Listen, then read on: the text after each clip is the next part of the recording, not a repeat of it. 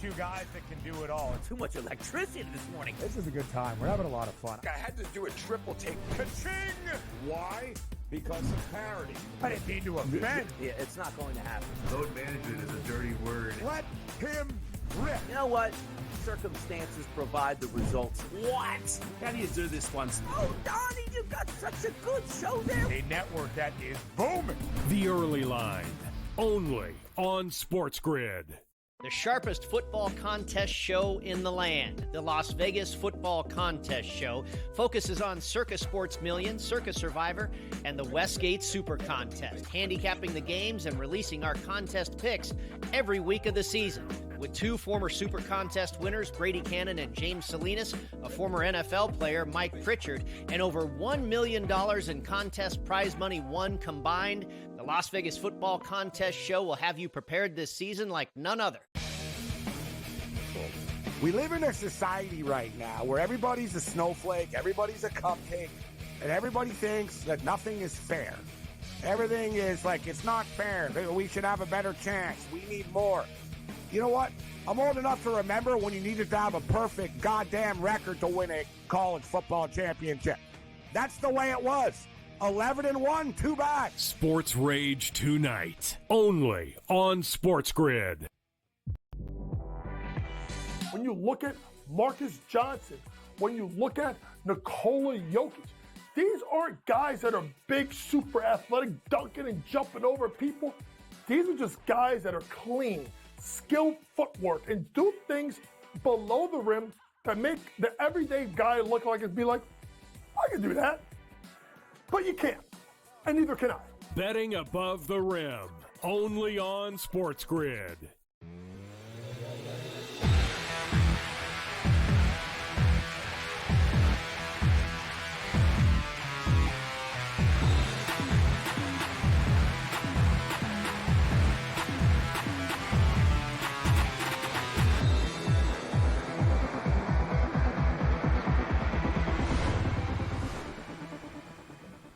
Welcome back to In-Game Live. Cowboys hosting the Giants on Thanksgiving. It is Thursday. We have the Giants coming away with a field goal. It is 13-10 right now. The line is still sitting at 3.5. Myself, Tom Vecchio, and Joe Madden will be here until 8 p.m. We are through 2 hours so far. Again, we're seeing a good amount of scoring. The total for this game was sitting at 38.5. We're now up to 44.5. It is juiced slightly to -122 on the over. The Cowboys have the ball. They are starting their drive as we approach the end of the second quarter. They have timeouts to work with. They have the 2-minute warning to work with. I think they're in a spot to put up some points before halftime. Joe, what are you expecting from the Cowboys on this drive? They have to come down the field and get some separation in this game because the Giants get the ball in the second half. Tom, we've been talking about it. And this game is too tight for your likings. If you're riding with the Dallas Cowboys or you're the Dallas Cowboys right now, they would have liked to have held the New York Giants to just that one score. But adding that field goal on really does put the pressure here on this team. And I think they have to answer back in this one. There's still 3 minutes and change left in this first half. And I want to see if I'm rooting for the Dallas Cowboys, if I'm the Dallas Cowboys, for a score to come on this drive. What are you thinking?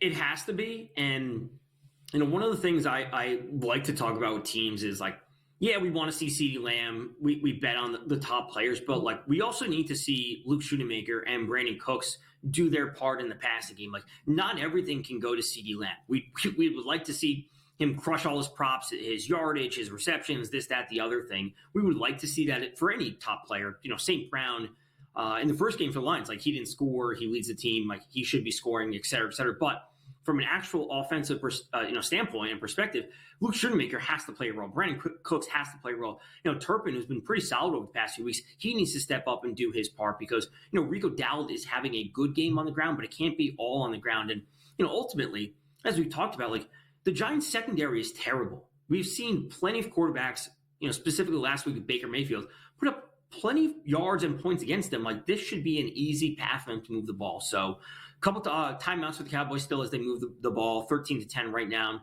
moving the ball downfield.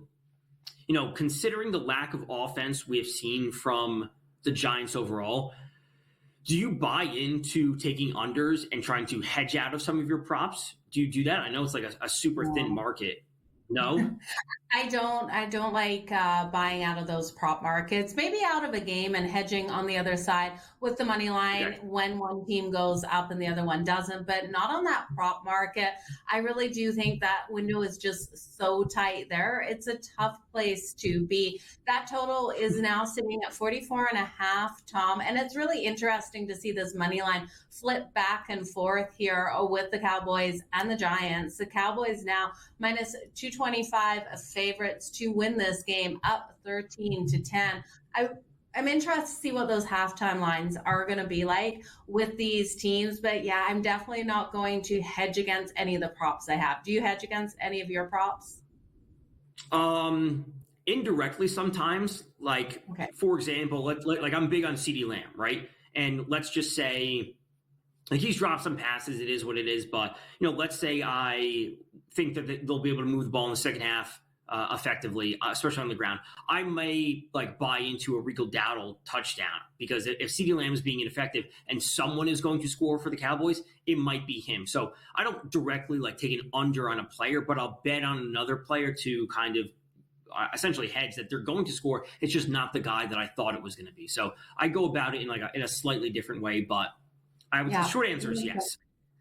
Okay, that makes sense where you're going there. And I think anyone who's just tuning into this game and hasn't really seen it play out, Tom, we really do have to know that the Dallas Cowboys, 7 of their points did come on that defensive touchdown. So without that defensive touchdown on the board, this would be a 10-6 game right now for the Dallas Cowboys, for the New York Giants. The Dallas Cowboys have been able to capitalize on that interception, that pick six, to put 7 of their points on the board. So not a true representation of how this offense has done in the Dallas Cowboys if you're just taking a look at that live number. The money line has now flipped to minus 188 for the Cowboys. They were a plus or a minus 225 favorite just seconds ago. So 4th and 13 right now on their own 38-yard line.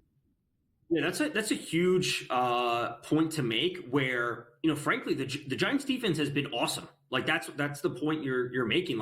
The points that the Cowboys have is that defensive touchdown. And other than that, the Giants have held them to punts or 2 field goals. So credit to the Giants defense for holding them to no offensive scores. They've limited their offense. They've prevented them from driving down the field, to a certain point. And once they got to the red zone, they held them to a field goal. So the Giants defense is actually playing well. And that's always an important thing to note, where I always like to look at box scores, and then you see this player had 80, 90 rushing yards, but then you actually look at it and it's oh wow, he had 60 yards was his longest run. So he had 80 yards, but 60 of them came on one play, which means he was actually held in check for the rest of the game outside of that one play. And that's essentially what we have here. So we've gone to a commercial break for the 2-minute warning. Cowboys still leading. Looks like they'll be punting the ball away to the Giants. And again, Giants, 2-minute warning, all 3 timeouts, and they get the ball coming out of halftime. We're going to continue to say this. If the Giants want to strike, now is the time for them to get a score before halftime and get a score on the other side of halftime. I think that is huge for them right now, Joe. Tom, how shocked would you be if we're sitting here at the end of this game and the Giants have won this one? Ultimately not, because right now what we're seeing is both teams failing to capitalize, right? We're seeing the Cowboys failing to capitalize on their offense when they get to the red zone. And then we're seeing the Giants, again, have a good opening drive, but they're not and their defense is making stops, and they're also failing to capitalize once they do get those stops and do have good field position. They're then failing to capitalize on the points. So when we're dealing with a situation that is so sloppy and it's essentially just a coin flip, I'm fine with buying on the Giants, especially if you get their money line at a huge price, because again, if the Giants win this game, I don't think anyone's going to be dramatically shocked. Drew Lock was a starting quarterback. Granted, he wasn't amazing. He doesn't have a massive sample size over years and years and years, but he was a starting quarterback in this league for 2 different teams. And now he's going up against a backup quarterback with Cooper Rush and the Cowboys. So the Giants coming away with the win, I think that is totally on the table right now, especially if they can score on this drive. Yeah, I think they really need to capitalize on this turnover here that the Cowboys weren't able to move down the field and come back and answer in this one with the 2 minutes left. I think there's a couple different markets that we can really dive into. We talked about the passing props here on both of these quarterbacks. Cooper Rush already has 116 on the board. Drew Lock only 27. Okay, that number's all the way down to 156. Drew Lock has 4 pass completions out there. His number was just sitting at 12 and a half pass completions to the over. I loved it. They've locked everything up right now. Cooper Rush coming out here, he has 12 pass completions. His number 22 and a half, minus 114 to the over. Which of these quarterbacks do you think is going to get those pass completions on the board? I actually think it's going to be Drew Lock. I think his number is too low. I think those adjustments come. Yeah, you said 12 and a half for Drew Lock? It was. Yeah, it was 12 and a half. It's got to be that. It's got to be that. That's got to be the one. 22 for Cooper Rush. I think that's tight. And again, it depends on what the Giants do, because if they're not able to score, this is where Rico Dowdle will have a big second half, and Cooper Rush may not have to do a whole lot.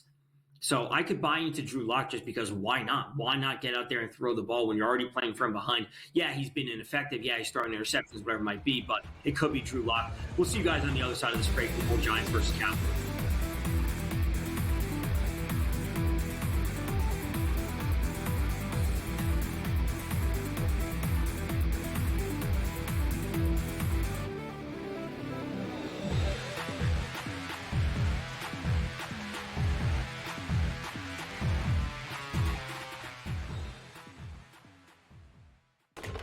Enter into the magical world of McLuck.com, where even the smallest of spins can win real cash prizes.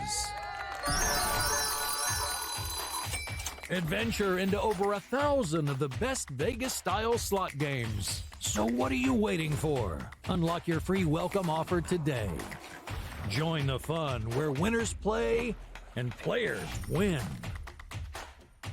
Anyone that's been to a sporting event, the atmosphere before a game, I think Game Time Decisions has that same exact atmosphere. This is our arena.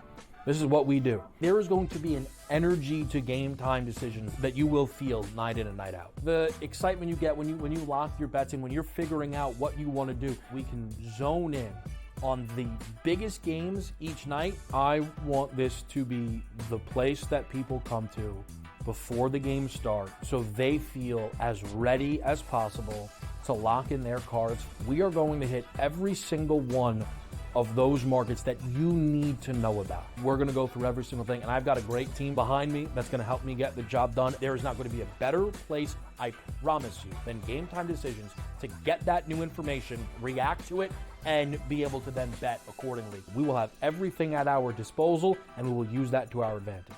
I'm Kevin Walsh. Tune into Game Time Decisions from 6 to 8 p.m. Eastern on SportsGrid. Your gut says Miami is going to win, and you should take the over. Your gut also said your NFT selfies would only go up in value. They didn't. But your head is on SportsGrid and knows the QB is in concussion protocol. The backup has a 45 QBR against the zone coverage. The New York D has the most sacks in the league. So yeah, trust your head. It's smarter to be on SportsGrid. Right here with you on Pro Football Today on SportsGrid. Odds in motion, trying to see what lines have moved throughout the week. Never felt more comfortable in this set than I do for this year. I am ready. I'm just getting angry. The hot takes are going to be here all long, people. What in the world is going on in Miami, Dom? It's not particularly anything to shy away from just because many people are on top of it. Hot take, hot take. I think this line is asking you once again to take New Orleans. Pro Football Today, only on SportsGrid.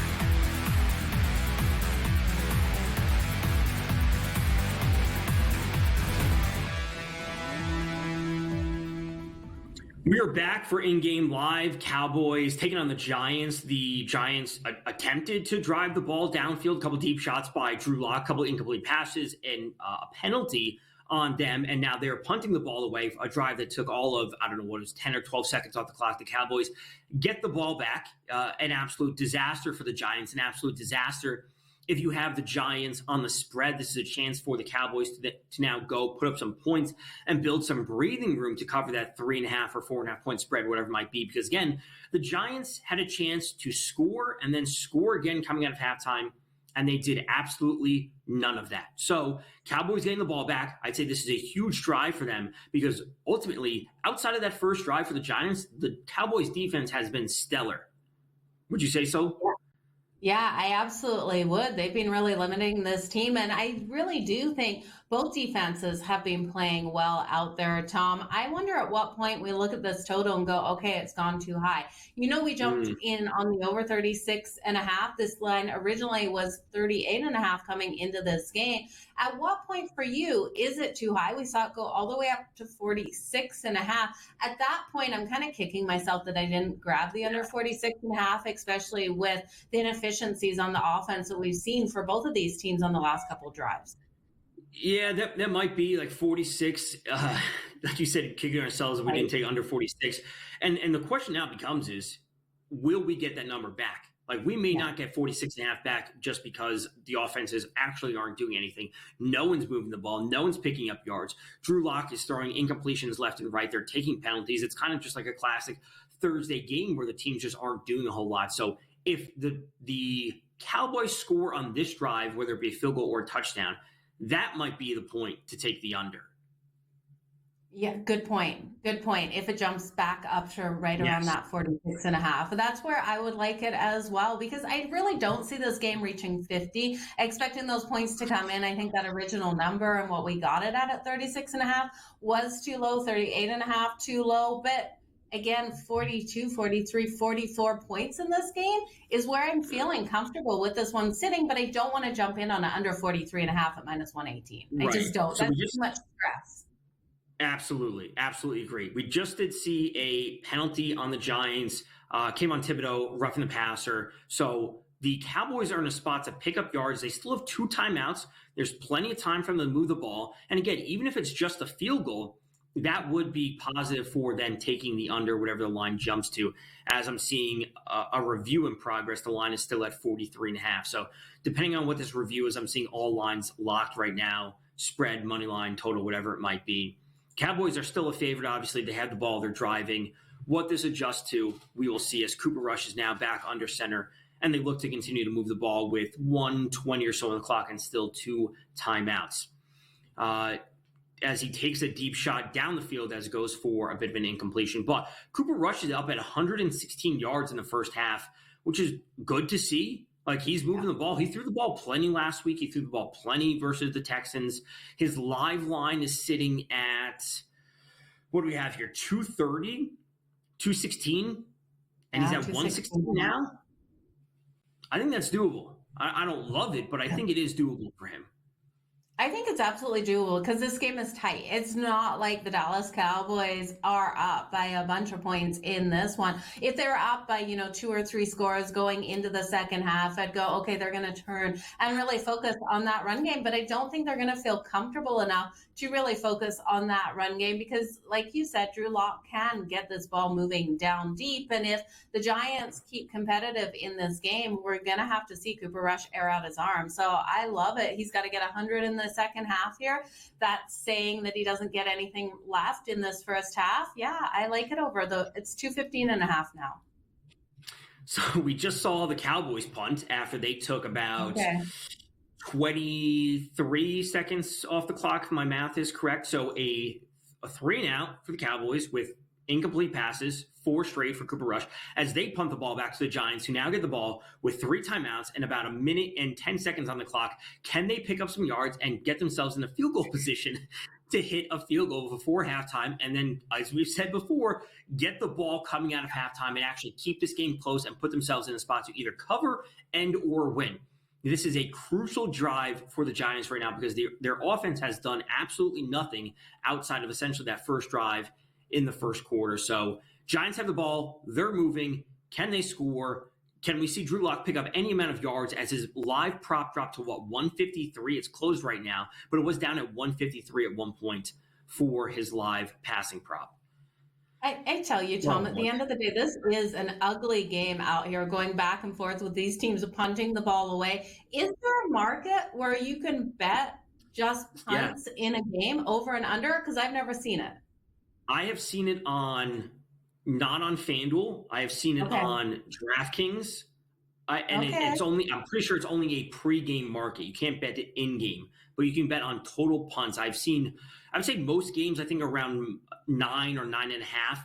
Some of the uglier games are juiced to 9.5, minus 140, whatever it might be. But like, you would want to play the over on the punts and then on the game under on as well. Like, those things are pretty heavily correlated if we do see a lot of punts and then a lack of scoring overall. Yeah, this would be the game that you want to take those punts. We're going to have a look and see how many punts we've had in total. But it feels like we got, 4 in the last minute here? Last 2 minutes, 3 minutes of this game? 1, 2, 3, 4, 5, 6 so far in this game. Wow. So a lot of punts. The Cowboys are still 3.5-point favorites. It is down to a 42.5 over-under as we're seeing some drop passes from the Giants receivers.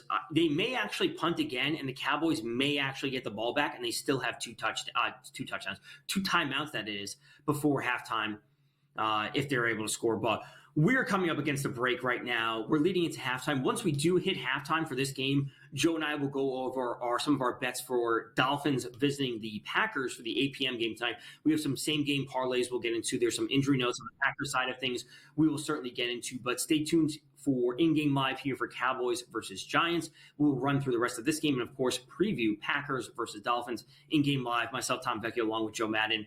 Stay tuned on SportsGrid for the rest of this game. We'll see you guys on the other side of this break.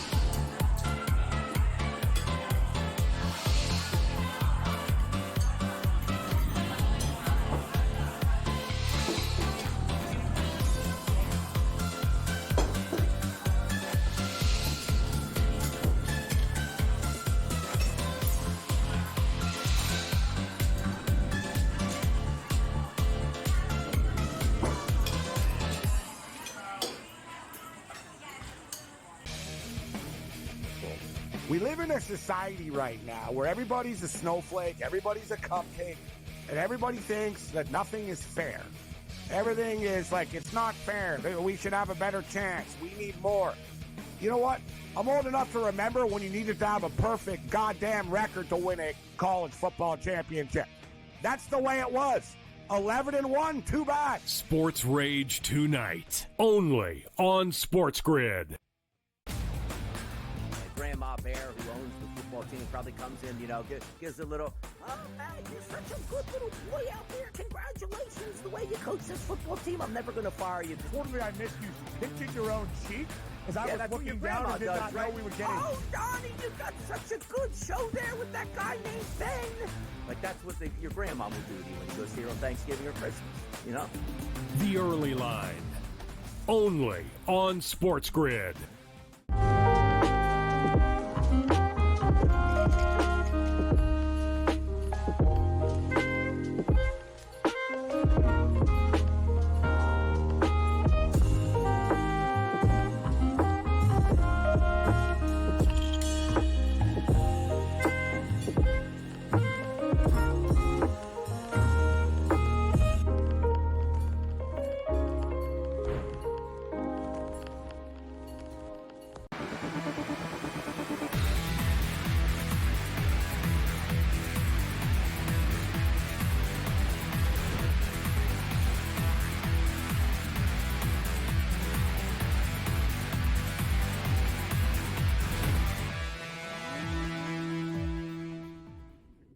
We are back for In-Game Live. Dallas Cowboys hosting the New York Giants on Thanksgiving. We are still not at halftime because these teams are apparently set on punting the ball back and forth and only taking 10 seconds off the clock. Myself, Tom Vecchio, along with Joe Madden, bring you here up until 8 p.m. Eastern. There's an injury timeout right now. There's just so much inefficiency going on overall that we are still not at halftime. We have been past the 2-minute warning for a couple real minutes now, 10, 15 minutes, and these offenses are doing absolutely nothing with the ball. Joe, what's your take leading into halftime here? Because we have seen a whole lot of nothing over the last 10 minutes or so. Yeah, we were talking about that total, and I am now kicking myself that we didn't jump on it at 43.5. It's dropped to 42.5. These teams are having issues out there. Now, it does look like it was Butler on the defensive side for the Dallas Cowboys. That injury timeout was for. He grabbed his knee as he was trying to cover. Slayton out there went down, and at first, the first camera angle, it looked like Slayton landed on top of him, but he didn't. So hopefully he's okay and can come back into the lineup for the Dallas Cowboys. But the defense is what we're seeing. We were talking this last 3 minutes of football time has felt like forever here as we've been talking out this game. The defenses just keep winning the battle out there. The offense is not able to do so. And if we take that defensive touchdown away, which I'm still not counting out another one coming in this game, we would really have a 10-6 game. So 42.5, I think I'm ready to pull the trigger. I don't think we're going to get more points. I don't think we're going to get a better number, Tom. I would agree with that. I really want to wait to halftime. And I know the number may move by the time we get to halftime, but I really want to see the conclusion of this drive. And maybe the Giants only come away with a field goal, which I think is what we probably should see. A part of me wants to wait just a little bit longer. We got 40 seconds or so on the clock. The Giants do have the timeouts. They're pushing towards midfield. That field goal will change things. And if I miss the number, I miss the number, and maybe it drops to 41 or 40 if they don't end up scoring. But the field goal, I want to bank on the upside and then buy back in on the under. Like bank on the upside of their offense actually doing something, and then buy in after they hit the field goal. That may not be seen, though. Yeah, it may not be seen. With this game sitting with a one-score game, it is sitting, there's a field goal difference, right? So when I look at halftime bets, an overtime bet is something I always want to look at. It's coming in right now at plus 1,100. Going into this game, it was plus 1,800 for this one to go to overtime. With it being such a tight game, with it still mathematically possible within that score of a field goal to go to overtime, is plus 1,100 enough to entice you into an overtime bet? For me, it's not enough in this one, especially when defense has been ruling this game. What are your thoughts on the overtime bets, Tom? I like the overtime bets, especially when we're dealing with a game that has a 2.5, 3.5 point spread. But what we're talking about is the price at 11-1, and 11-1 does not interest me. Right, the concept of getting the correct score, we're still in that range of I'm on board with that. At 11-1. That's not where I'm on board. I'm seeing that we just officially hit halftime for this game. It is still 10-13. It is still 42.5. It's minus 122 on the under. I think this is the time to strike, right? I do too. The line's not 42.5, under 42.5. I think that this is the play. Like we're at the spot where we're not going to be seeing a whole lot more offense, and I think this is where I want to get in on the 40. Listen again. It was 46.5. We spoke about it throughout the show, but 42.5 is probably the spot to go. I'm seeing a minus 102, now dropped to 40.5. So lines are actively moving. Can't even get it in at 42.5. I would have taken the minus 122. It's a little bit of juice, but under 40.5 is a little bit different when they're dealing with 10-13. Is 23 points. Giants happen to score a touchdown miraculously on their first drive. We'd be sitting at 27 points. We'd be sitting at 30 points if they score. They have 23 now. They'd be sitting at 30 points if they were to score a touchdown on their first drive. So there's a lot to consider. We're coming up against a break right now. On the other side of this break, we'll take a look at the Packers versus Dolphins. We'll run through the same game parlays we have for that one. We know that Romeo Doubs, the Packers wide receiver, is going to be out. I want to take a look at some of their Packers receiving props. We have to talk about Tua in cold weather, whatever it might be. That game has a 3.5 point spread, in favor of the Packers, and a 47.5 over under. We will get to absolutely all of that on the other side of this break. Again, it is halftime for Giants visiting the Cowboys. It is 13-10 in favor of the Cowboys. We've seen absolutely nothing from the Giants outside of that first drive, and we've seen the defensive touchdown, which we spoke about on the pregame at plus 900, plus 950 for the Cowboys. Myself, Tom Vecchio, Joe Madden, will be here on the other side of this break to break things down. Stay tuned to In-Game Live here on SportsGrid.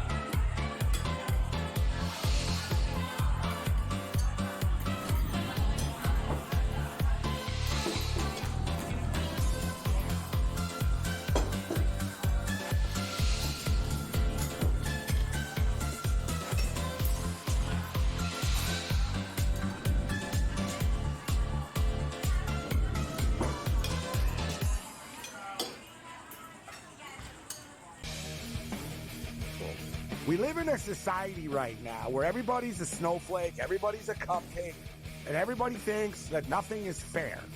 Everything is like, it's not fair. We should have a better chance. We need more. You know what? I'm old enough to remember when you needed to have a perfect goddamn record to win a college football championship. That's the way it was. 11-1, too bad. Sports Rage tonight, only on SportsGrid. Grandma Bear, who owns the football team, probably comes in, gives a little, oh, man, you're such a good little boy out there. Congratulations, the way you coach this football team. I'm never going to fire you. Fortunately, I missed you pinching your own cheek as I was looking down and did not know we were getting. Oh, Donnie, you got such a good show there with that guy named Ben. Like, that's what your grandma would do to you when you go see her on Thanksgiving or Christmas, The Early Line, only on SportsGrid.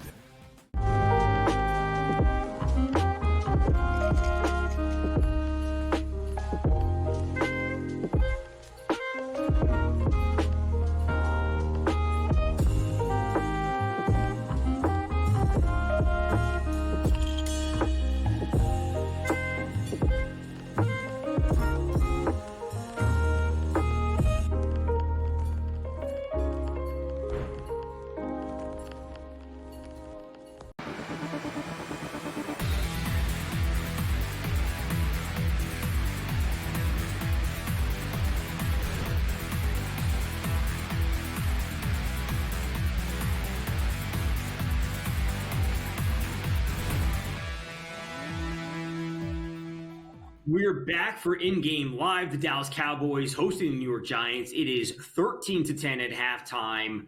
Welcome to In-Game Live. My name is Tom Vecchio. I'm here with Joe Madden until 8 p.m. Eastern. We are running through this game. It is a 41.5 over-under. It is a still 3.5 or so point spread. It is plus 100 on 3.5 for the Cowboys. They will be getting the ball. The Giants will be getting the ball at halftime. Enough about this game for a while. Let's jump over to the Packers hosting the Dolphins. As I said, is a 3.5 point spread in favor of the Packers, 47.5 over under. It is going to be very, very cold at Lambeau, the frozen tundra. We know all of the storylines and the narratives about Tua Tagovailoa for the Dolphins not being able to play in cold weather. And some of that, of course, is backed by stats, his lack of production, et cetera, et cetera. What are you making of this game overall? Because I think this game will be led by the Packers and Josh Jacobs on the ground, and it will cause Tua and the Dolphins to be playing from behind. I do think this opens up an avenue for Tua to pile up some yards. They may not be the most efficient yards. Some of them may come in garbage time, but I do think Tua can have a good statistical game, but the Packers will still ultimately end up coming away with the win. I'm on the same path link as you in this one. I look at Lambeau and you look at the Packers at home in Lambeau in November, and they absolutely have the upper hand over a team that does normally play in Miami, play in fair weather with a quarterback that we know doesn't do well in this kind of environment. So the weather will not be on Miami's side, and I can't be on Miami's side because of it, especially plus the points. I'm looking here really at the Miami's team total, and I think, Tom, that is the best market to target here. if they can win this, they've got to win in a lower scoring game. They cannot come out here and put up a ton of points, I don't think. So I'm taking their team total under 22.5. I think it's a really solid way to go at minus 106. And I'm looking for the Packers to win this and win this one comfortably. I could see them winning this by up to a touchdown because, like you said, they should be able to come out with a really strong ground game in this one, led by Josh Jacobs. They should be able to control the clock.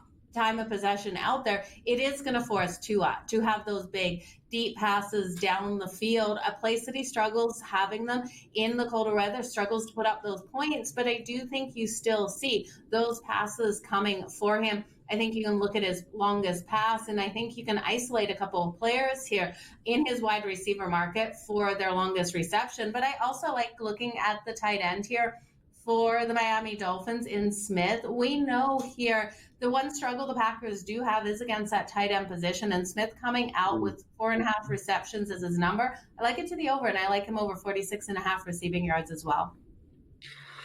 I'm on board with a lot of that. And, whether it's Smith who you want to be targeting, ultimately I'm a little bit lukewarm on Tyreek Hill just because, again, the cold weather, he's still got this wrist issue going on. And do I think there's a chance that he scores, but maybe still hits the under on his props? Sure. That's not really where I want to be trusting too much. My favorite play from the Dolphins would be Devon Achane coming out of the backfield. Packers, they're still allowing the 12th fewest rushing yards per game. It's only at 112. And we've seen Achane essentially with the screen game that they do for Achane, his receptions are kind of an extension of the running game. Four targets last week, 3 receptions. But going back in terms of receptions over these recent games, 3, 4, 5, 8, and 6. Now, some of those games are dating back to right before Tua got back, but he plays a very, very solid role coming out of the backfield, which is very important because they're, again, essentially an extension of the run game. So HN being involved in the passing game is something that I absolutely love tonight. I think go to receptions or yards. I will certainly go to yards first as I have him in the SGP, which we'll get to in the next segment. Josh Jacobs, I think, again, should be controlling the ball for the majority of the Packers. I think they move it efficiently. Again, Romeo Doubs is out for the Packers tonight, and I actually want to turn to Jaden Reed, the wide receiver for the Packers. Both him and Watson are going to be playing the main 2 roles for the Packers. I specifically like Reed for over longest reception. We'll get to Watson when it comes to the SGP, but looking back over his game log for Reed, starting week 1 against the Eagles, he had a 70-yard reception, 30, 42, 53, 51, 41. He has a high ADOT, which is average depth of target. He gets downfield, and I like him over 20.5 for his longest reception today.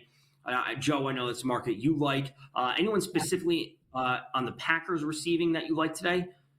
Packers receiving, I'm taking Josh Jacobs for his rushing and receiving because I still think Josh Jacobs is used in a great position where he gets those short passes. So his rushing and receiving prop is coming in at 90.5. And I love where you're going with Achane and Reed there. I've actually got both of them for the anytime touchdown. So Achane for the anytime touchdown at plus 100 and Reed at plus 175. Let me just pull up the other receiving props here for the Green Bay Packers. Tucker Kraft was someone that I flirted with taking his numbers because I can see a gameplay where Tucker Kraft gets into this game. 31.5 seems low for his receiving yards in this game at minus 110. I do think he's worth a look as well for the anytime touchdown. I know you're getting great plus money on Tucker Kraft. Let me just see what that touchdown's coming in at, Tom, because I hadn't pulled the trigger with him yet. I wanted to get your opinion. I wanted to see where you're going with him, if anywhere. He's plus 210 for the anytime touchdown. I just think it could be in the books today. I'm on board with it. Again, this is the kind of player, and this goes for a lot of players across the league, where I think there's a route where he scores a touchdown and still hits the under on his yards, just because if Josh Jacobs is going to be leading the way, and with Doubs out, I expect Reed and Watson, they want to get the ball to Reed, they want to get it to Watson, where he may be pushed out of moving the ball in between the 20s, but once they get to the red zone, he plays that target for Jordan Love, so he can pick up the touchdown. But him ending with, I don't know, let's say 2 or 3 catches for 25 yards and a touchdown, that wouldn't shock me. So the touchdown you could certainly play. Do I love his yards? No, and maybe that's me just coming out with a little bit of a bias because I already have plays on Reed. I already have plays on Watson. I want them to be involved. Maybe that's a little bit of the story, but the touchdown I have no problem with. The yards I can make an argument against. Okay, you've sold me. I'm just going to jump on his anytime touchdown. Great value there for his anytime touchdown at plus 210. So for myself, I'm taking HM for the touchdown. I'm actually going to stay off Josh Jacobs for the touchdown. It's just too juicy at minus 150, and I don't want to take him for 2+ touchdowns in this game. I'll take Reed as well at that plus 175. And then Kraft here. Do you see either of these quarterbacks rushing one in with their legs? We know Jordan Love has done so far on the season. He's coming in at plus 500. Tua, I don't want them to put Tua in a situation where he's going to run that ball in. I don't want to see him take any hits out there. Defensive touchdowns in this one. The Packers are coming in at plus 600. Miami at plus 750. I take the Packers before Miami, but what are you looking at in the touchdown market? Yeah, totally agree with you that we shouldn't be Tua shouldn't be rushing the ball. That's just a no. So if anyone, it would be Love at plus 500. I think that's an okay line. The Packers defense, I do like. I'm not sure if plus 600 is long enough. And I know some people, especially if people are just getting involved in betting, you're just looking at touchdowns or whatever it might be. You think, plus 600, that's a great number.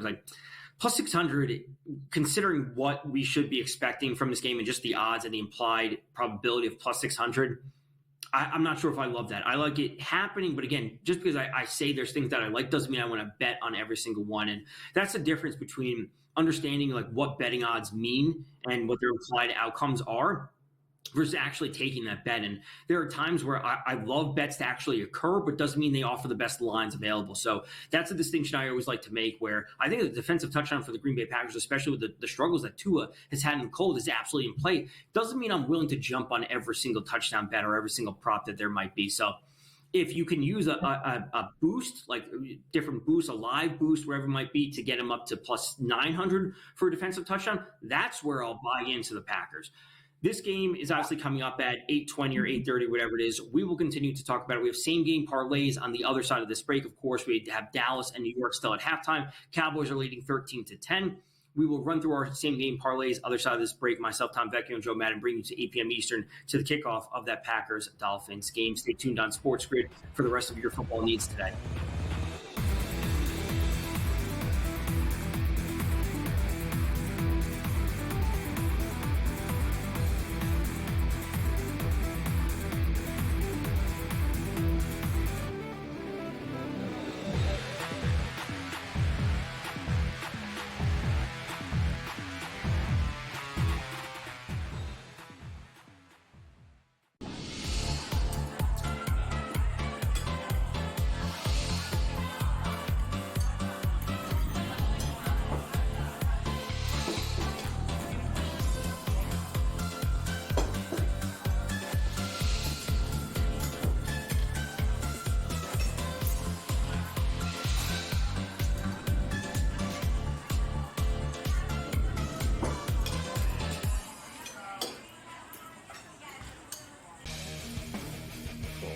We live in a society right now where everybody's a snowflake, everybody's a cupcake, and everybody thinks that nothing is fair. Everything is it's not fair. We should have a better chance. We need more. You know what? I'm old enough to remember when you needed to have a perfect goddamn record to win a college football championship. That's the way it was. 11-1, too bad. Sports Rage tonight, only on SportsGrid. Grandma Bear, who owns the football team, probably comes in, gives a little, oh, man, you're such a good little boy out there. Congratulations, the way you coach this football team. I'm never going to fire you. Totally, I missed you pinching your own cheek as I was looking down and did not know we were getting. Oh, Donnie, you got such a good show there with that guy named Ben. That's what your grandma will do to you when you go see her on Thanksgiving or Christmas, The Early Line, only on SportsGrid.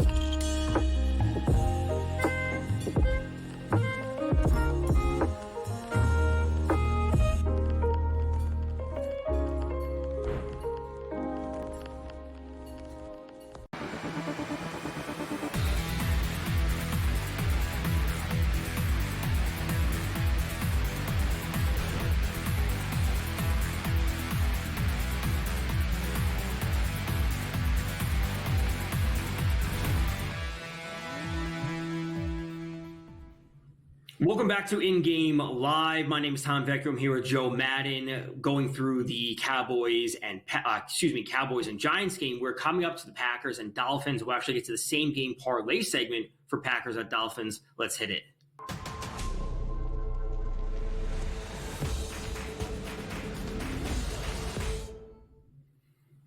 All right, Joe, what do you got? Packers hosting the Dolphins. Expecting a good amount of scoring in this one, probably mostly from the Packers side of things. What do you got for the same game parlay?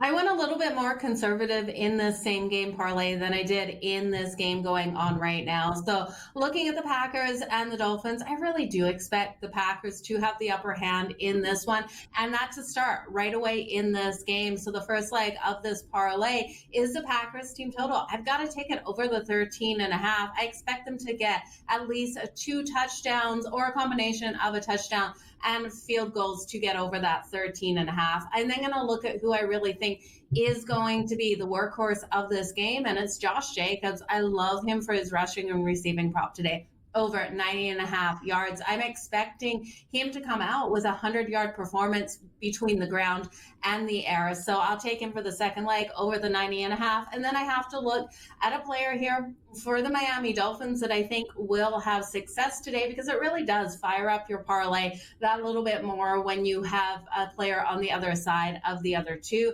So it will be Smith here, the tight end. I just don't trust the Packers against that tight end position. We've seen them allow those yards to come in. His receiving prop is 46.5. With the bad weather, I expect those short passes from Tua in this game to try to open up the deep balls as well. So over 46.5, it's coming in at plus 431. Tom, what about you? All right, let's get to it with the starting off. I expect the Packers to win this game, so I'm simply taking them on the money line. You know, it's a little bit of juice. We're obviously building it into their the SGP. As I mentioned in the previous segment, Devon Achane has played a very, very solid role in their passing game. And if I'm not expecting Tua to have a ton of time dropping back in the pocket, we see the receptions coming from Devon Achane. The yards will be there again. That's kind of an extension of their running game. He's going to be involved time and time again. I expect as a player, just in general, to have 15 to 18 total touches, and obviously hoping a lot of them come in the receiving game. So Achane, 25 plus yards. Jordan Love, I want to go to for 225 plus passing yards. You know, last week was a bit of a slow game for Love. And I say that from a box score perspective. He had 163 passing yards. He had the 2 touchdowns. Granted, the Packers were up. They won that game 38-10.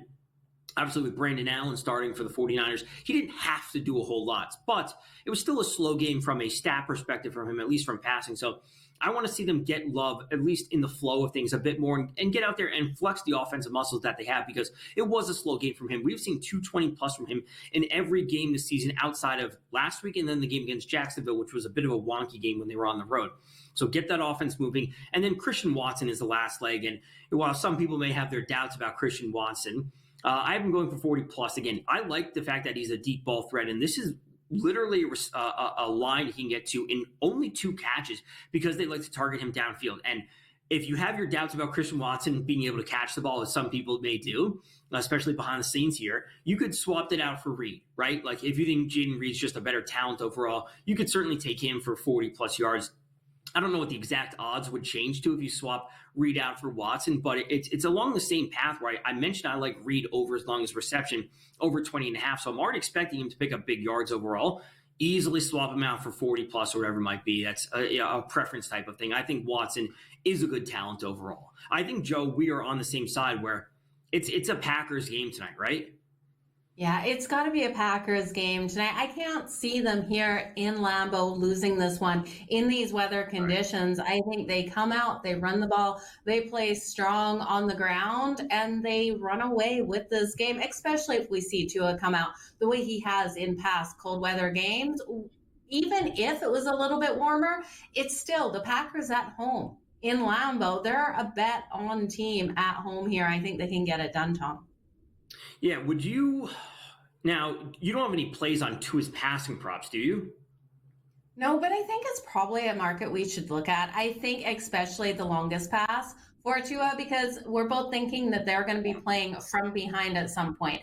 His passing prop is 241.5.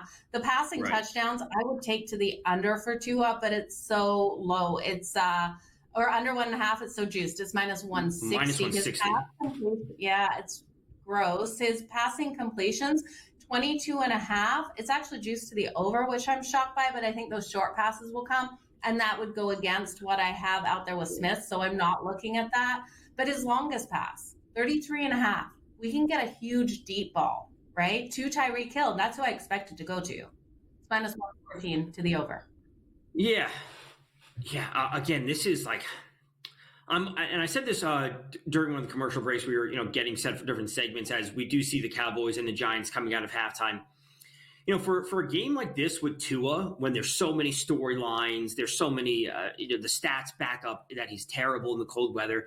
There's a chance that he may hit unders on a lot of props, and I think there's a chance he could hit unders on every single prop except for yards, as I've kind of mentioned. There's a chance that Tua just picks up yards, essentially just through attrition, right? He just picks them up. It's garbage time. They're inefficient, whatever it might be, but he hits the under on his completions. He hits the under on his touchdowns, which is heavily juiced, as you said. All of those things may hit unders except for yards. And he could hit the over on the longest pass over 33.5. That would obviously look for a little bit of correlation between the longest reception as well. But 241, I think, is a number Tua should be able to get to in terms of yards, but I'm not confident about anything else.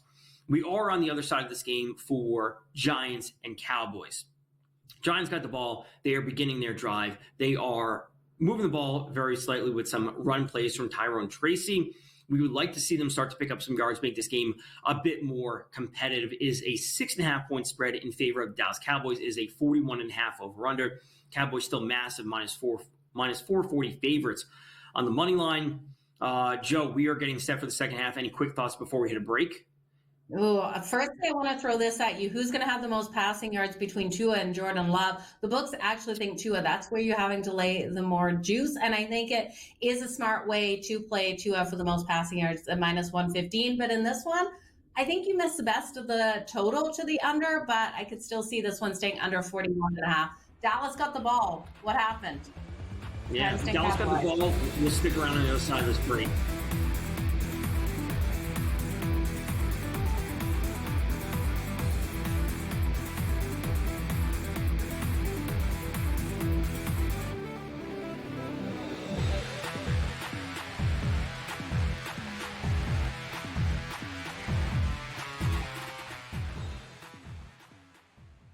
The sharpest football contest show in the land, the Las Vegas Football Contest Show, focuses on Circa Sports Million, Circa Survivor, and the Westgate Super Contest, handicapping the games and releasing our contest picks every week of the season. With two former Super Contest winners, Brady Cannon and James Salinas, a former NFL player, Mike Pritchard, and over $1 million in contest prize money won combined, the Las Vegas Football Contest Show will have you prepared this season like none other.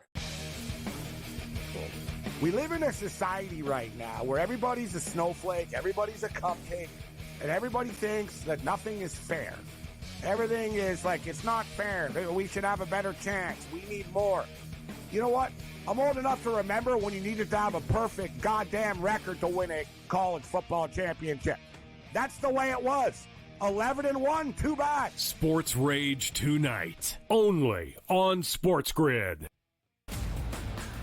Grandma Bear, who owns the football team, probably comes in, gives a little, oh, man, you're such a good little boy out there. Congratulations, the way you coach this football team. I'm never going to fire you. Totally, I missed you. Pinching your own cheek? As I was looking down and did not know we were getting. Oh, Donnie, you got such a good show there with that guy named Ben. Like, that's what your grandma would do to you when you go see her on Thanksgiving or Christmas, The Early Line, only on SportsGrid.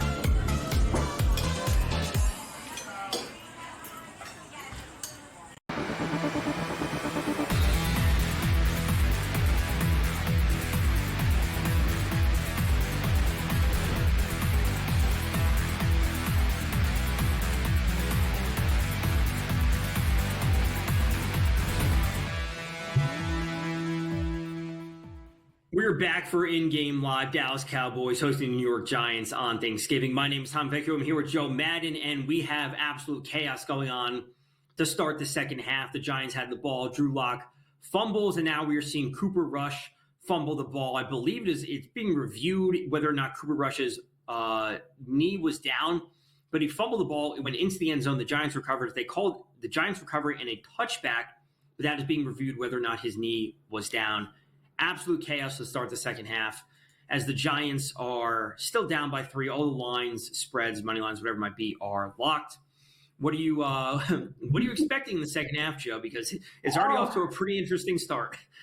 It really is. And if I could put music to my TV right now, it would be the circus music coming out, Tom, because I cannot believe what we're seeing. This is just a mess for both of these teams offensively. Now, hopefully for the Cowboys' sake, they're able to get this ball back here. But are the Giants going to be able to do anything and capitalize and drive the ball all the way down the field on their next drive if they're able to? I'm seeing 2nd and goal the books have for the Dallas Cowboys. So they might have lucked out. They might have called his knee down in this one. It's also showing on FanDuel that they're a minus 620 favorite here at home in this matchup, and that spread is 7.5. So it looks like the Cowboys didn't turn it over. They're going to get the ball back, 2nd and goal on New York's 6-yard line. What music would you put to this game, Tom? Yeah, it would be dun dun dun dun dun dun dun dun, just like, because that's what we're seeing from this game overall. Where this play is being reversed. His knee was down, whatever it might be. But it's a good point. Like, just even if the Giants did get the ball, what faith do we have in them to move the ball downfield when they're getting the ball at the 35 or 40 was before halftime, and they punted twice, right, in that circumstance. So the next question I would have is, you don't bet on players to catch a pass. Do you bet on next drive outcome, like next drive to be a punt? I think we should. In this game, it's a market I haven't bet on before, but I think we absolutely should bet on next drive to be a punt, especially once the Giants get the ball back. I don't have trust in their offense. They've got a touchdown and a field goal on the board in the first half. We haven't seen the touchdown come again, to remind everyone, out of the Dallas Cowboys as of yet. We'll see what they're able to do to complete this drive, because one of those has been that defensive touchdown. But what do you think? Should we bet the next thing to be a punt after? So I'm seeing Giants at minus 135 for their next drive to be a punt. Minus 135 for a punt. It's plus 550 for a touchdown.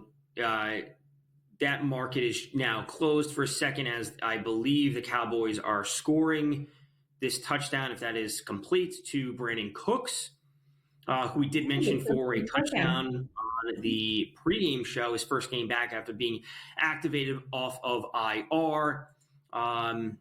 If this market reopens, we can see, just reopened for Giants punt at minus 125. Now, there is a difference on some of these markets on books. You do have to note that a punt is different than a turnover on downs. And I believe, I'm just speculation, it now minus 120, was minus 135. So if it's a minus 120, it moved. I think they're baking in the fact that any other is plus 420, and that plus 420 would be turnover on downs if they do go for it on fourth down, because they are now trailing by so much. So it is an important difference. Is that something that you ever jump in onto at plus 420? It holds a lot of value, Tom. It does. I most of the time when I go to this market, I just bet on punt. I just bet on, because that's what I just expect to happen for bad teams, especially if they're playing from behind. Largely depends on what time of game it is, right? Or like we're in the third quarter, fourth quarter. It's vastly different compared to the first quarter, right?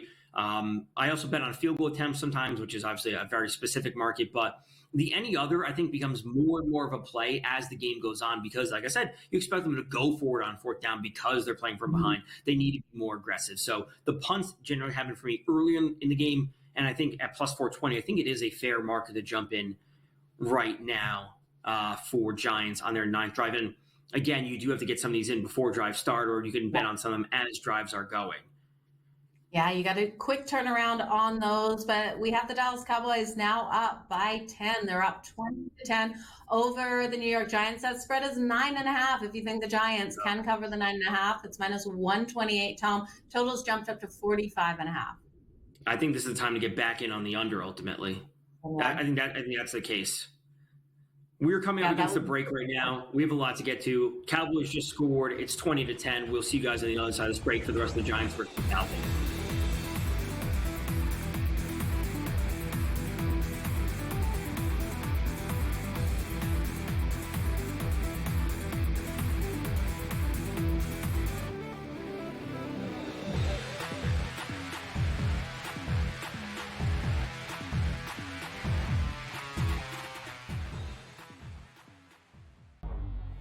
Two guys that can do it all. Too much electricity this morning. This is a good time. We're having a lot of fun. I had to do a triple take. Ka-ching!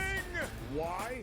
Because of parity. I didn't mean to offend. Yeah, it's not going to happen. Load management is a dirty word. Let him rip. You know what?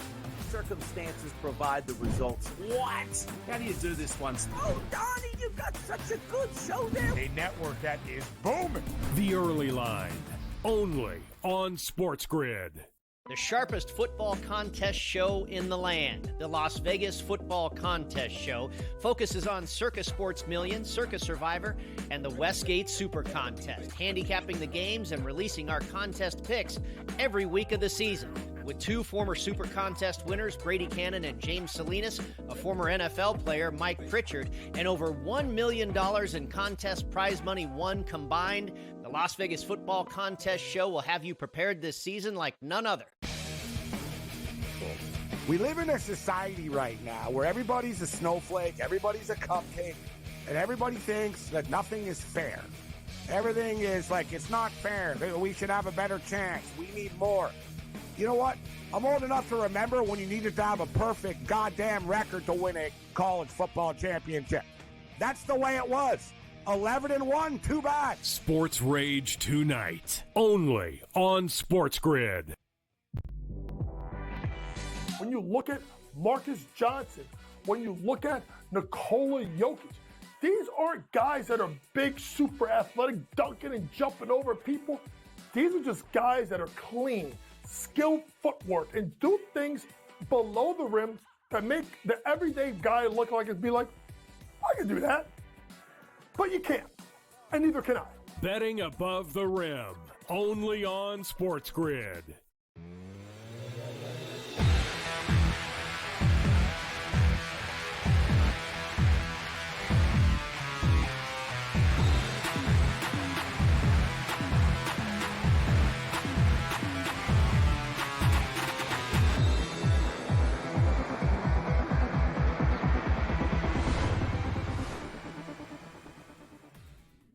We are back for in-game live. Cowboys taking on the Giants. We just got a punt from the Giants at plus 420 that came through right now, which is great to see, hopping on those live markets.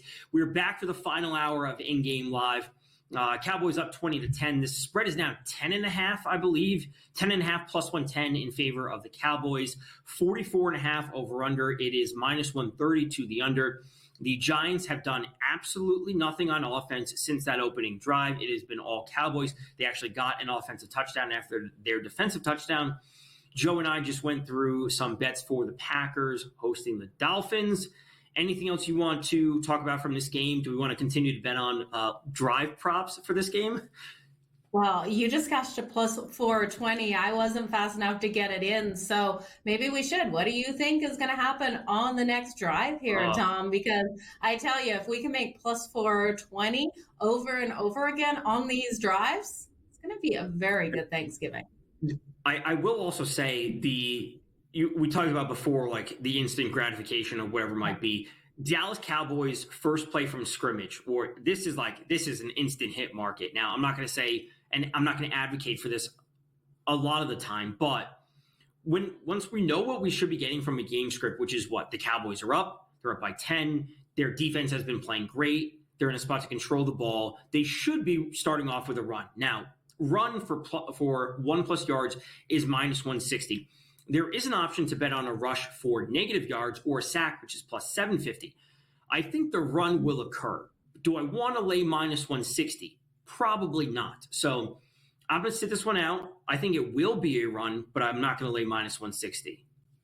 I think you're just straight on the money with that, and you're right. Minus 160, that doesn't interest me as well. If it was like minus 120, I think because it has such the ability to hit, I'd lay the minus 120 on that. But Tom, I love the way that you laid that out for everyone, because when you're betting live, you've got to be able to think on your feet, and you just laid exactly what you were thinking out on that so that people can learn and they can take that information into when they're watching these games play out. So let's see, let's keep our fingers crossed that you're right on the money, even though we're not going to bet it at minus 160 because we don't have the value.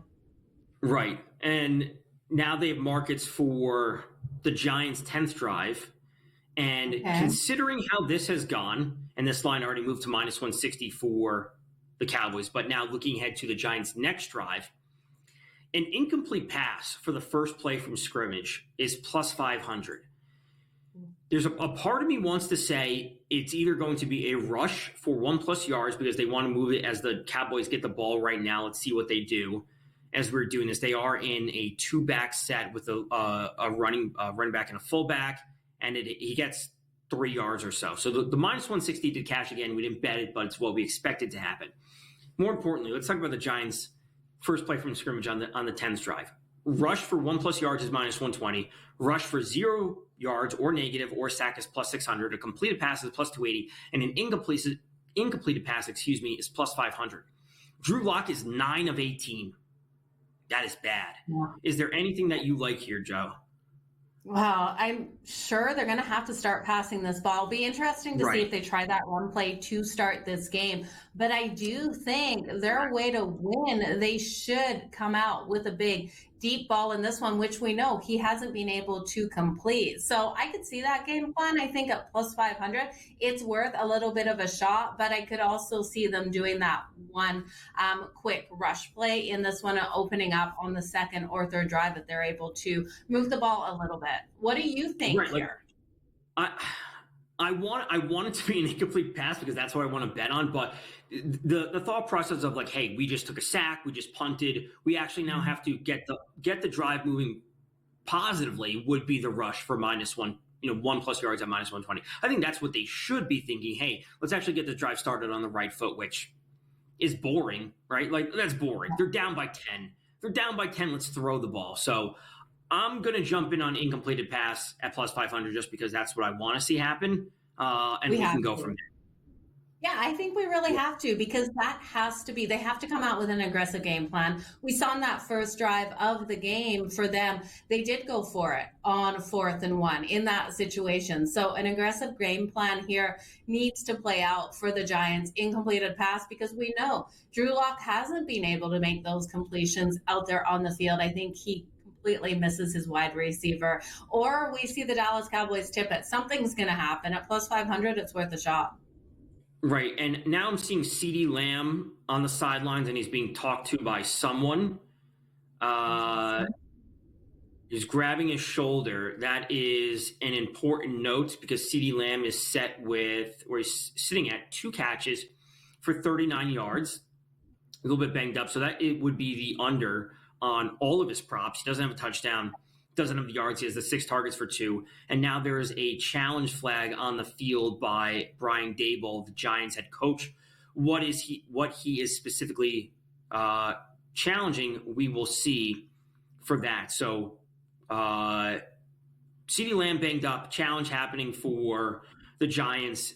This game continues to be weird as all the lines are locked, as it is just a crazy Thursday game between 2 bad teams overall. I would love for these lines to be back up so we actually can get this plus 500 bet in, but that's currently impossible right now as the challenge is occurring. It is 8 minutes left. Cowboys are up 20-10. Are you shocked? Are you shocked the Cowboys have been able to pull off the separation 20-10? I'm really not with how we've seen both of these teams play. It's kind of like one just gets a little bit of luck out there. Right. So, and you posed the question before, would I be shocked if the Giants won? No, like this game was sitting at a coin flip and one team had to do something. And it was just like the punts at the end of the second half killed the Giants' potential. So the Cowboys getting the momentum and scoring one touchdown, like that's enough right now. That is enough for them to win this game with one offensive touchdown plus the defensive touchdown. Like, they've created the separation, and they should be able to win and cover. If CeeDee Lamb's out of the rest of the game, yes, his props to the under, but then do you think this is too many points right now for the Dallas Cowboys to cover? We would have to see the Giants be able to put another scoring drive on the board, which I don't know, Tom, if they're going to be able to, but that spread's 10.5. You know, you're looking at the Giants plus the 10.5 at minus 128. Right, and CeeDee Lamb, at a certain point, I almost think it's not about CeeDee Lamb. It's like, can the Giants offense show us anything that we have any confidence in them to do anything on offense? Right? That's what it comes down to, because Turpin's been fine. Brandon Cooks caught the touchdown. He's back. Luke Schoonemaker's having a good game. Rico Dowdle on the ground is moving the ball. So at a certain point, do they even need CeeDee Lamb out there to not? Because we're not talking about scoring points now. We're just talking about controlling the game. That's what I think it comes down to. I don't have faith in the Giants to do anything. No, either do I. You look at this Giants team and they're absolutely struggling out there. So I don't have faith in them either. Either to the books, this line has moved to 13.5. I'm guessing the Cowboys they're 3rd and 5 on their own 49-yard line. So the books think they're going to score on this drive. Right. The Cowboys are moving the ball downfield. They just snagged a huge pass downfield. We're coming up against the break. The Cowboys have entered the red zone. They are threatening to score. They are threatening to absolutely run away with this game as they're already up 20-10. They're looking at a spot where they can cover it. Now the over becomes in play. If the Cowboys scored, maybe the Giants get a late touchdown or whatever it might be. We actually could be talking about the over because this is still the third quarter. We still have another full quarter to go. So stay tuned here on SportsGrid. Myself, Tom Vecchio, and Joe Madden will bring you through the rest of this game leading up to the Packers Dolphins. At 8 o'clock, we'll see you on the other side of this break.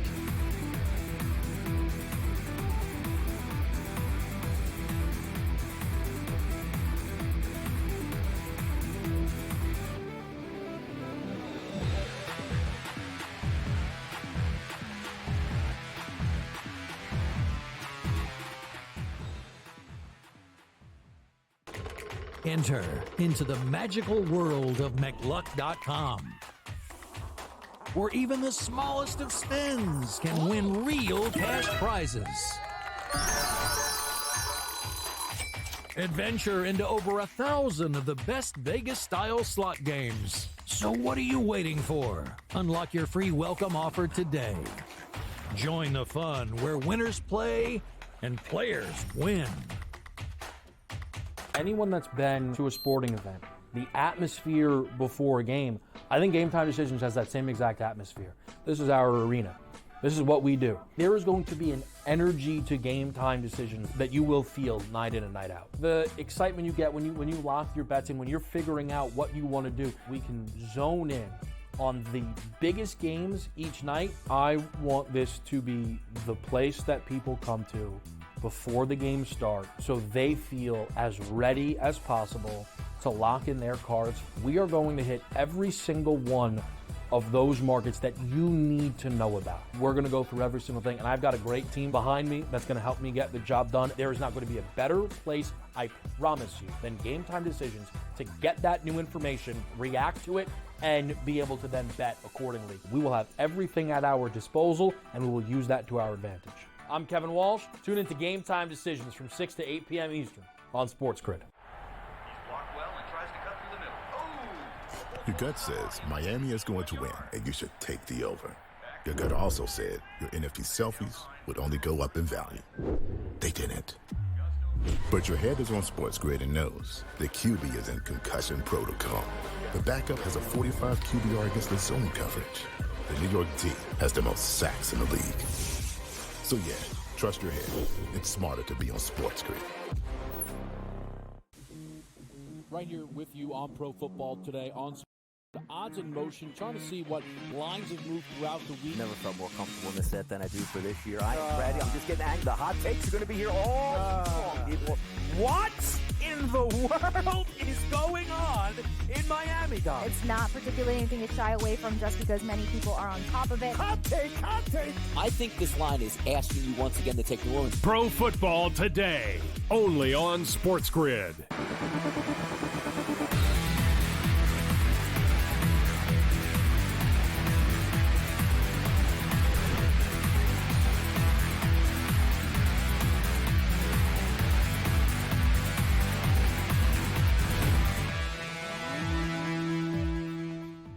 We are back with in-game live Cowboys versus the Giants. We just saw Rico Dowdle get into the end zone. It is about to be 27-10. It is an absolute runaway for the Cowboys for a game that started off super slow. Punts, field goals, whatever it might be. Defenses were actually looking pretty good on both sides. It is now all Cowboys left, right, and center. Again, we did see CeeDee Lamb on the sideline for that, but Rico Dowdle finds the end zone. 13 carries, 62 yards, the one touchdown for him. We have the one touchdown pass from Cooper Rush. He has a pretty good game overall with 190 passing yards. It has been terrible, Joe, from the Giants side of things, outside of, again, that first drive, which was like picture perfect, was scripted and it was great. After that, it has been abysmal. Yeah, it's been an absolute mess here for this team after that first drive. Yes, they were able to get a field goal on the board after that, but you're looking at this, they've only got 10 points here. Their team total was 16.5, and I really did think that they were going to be able to get over that 16.5. Where we're sitting now, I know there's still time for them to do so, but I'm not feeling comfortable with it at all. Yes, it's only a touchdown more that they have to get, but we're sitting here with 4 minutes left in the third, and they've only been able to get one touchdown thus far. So not feeling good about their team total out there. I just don't know if they can get things done versus this defense here. The Cowboys, it really has played a solid game so far, Tom. Yeah, overall, we were talking about, the 16.5, I think, is a line they should be able to get to. And granted, there's still time. It's not like we're in the fourth quarter with 4 minutes left. We're in the third quarter with 4 minutes left. So there is time. The question becomes is, like, as you said, like, we have no faith in the Giants to move the ball at any point, because after that first drive, it has been all defense from the Cowboys side of things. And credit to them, their defense has been legit terrible over the past few weeks, whether you're giving up yards to Daniels last week in a crazy fourth quarter, you're giving up yards and points to C.J. Stroud. Obviously, the Eagles laid one on them 3 weeks ago. The Cowboys defense has actually showed up today. And granted, it's against a backup quarterback. Say what you want about Drew Lock, but their defense has been awesome. They came through the defensive touchdown. We're now seeing the live total at 47.5. But it's minus 147 to the under. And we spoke about, would we ever get 46.5 back? We got 47.5 back, but do you like the minus 140? I don't like the minus 140. Not at all. I think that is too much juice, especially when these teams have been playing so bad. We know Drew Lock has already thrown that interception. I'm counting on him to throw another one. If that pick six comes off it and the Dallas Cowboys score as well, it's going to push us over that, because we're 10. Right. Well, we got 11 points to spare, but I'm not confident in those totals. To the under now, if you took that 36.5 to the over, you've hit that, right? So we've already cashed that 36.5 to the over because we've got 37 points. I don't know. I'm not loving this. I grabbed at 42.5. I grabbed it to the under. I'm not confident in that staying under, and I'm not confident in this one. I'm not going over the 47.5. I'm kind of in a weird space with this total right now, Tom. Right. And this is what I said. I believe live totals the future of betting, because you maybe didn't bet on the game to start, you were busy, whatever it might be, but you see live total drop to under 36.5, and you're thinking, okay, like, game's not going to end that low. Like, there's going to be points, and lo and behold, we have 27-10. I will say, as I mentioned, the bet for the first play on the drive to be an incomplete pass for the Giants.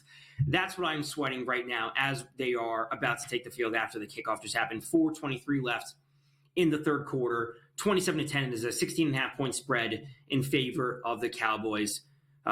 Drew Lock, let's get an incompletion out here. And it has to be an incompletion. It can't be a running play. Again, this is a specific market that you're betting on, an actual incompletion for Drew Lock as he sends someone in motion. It's going to be a passing play.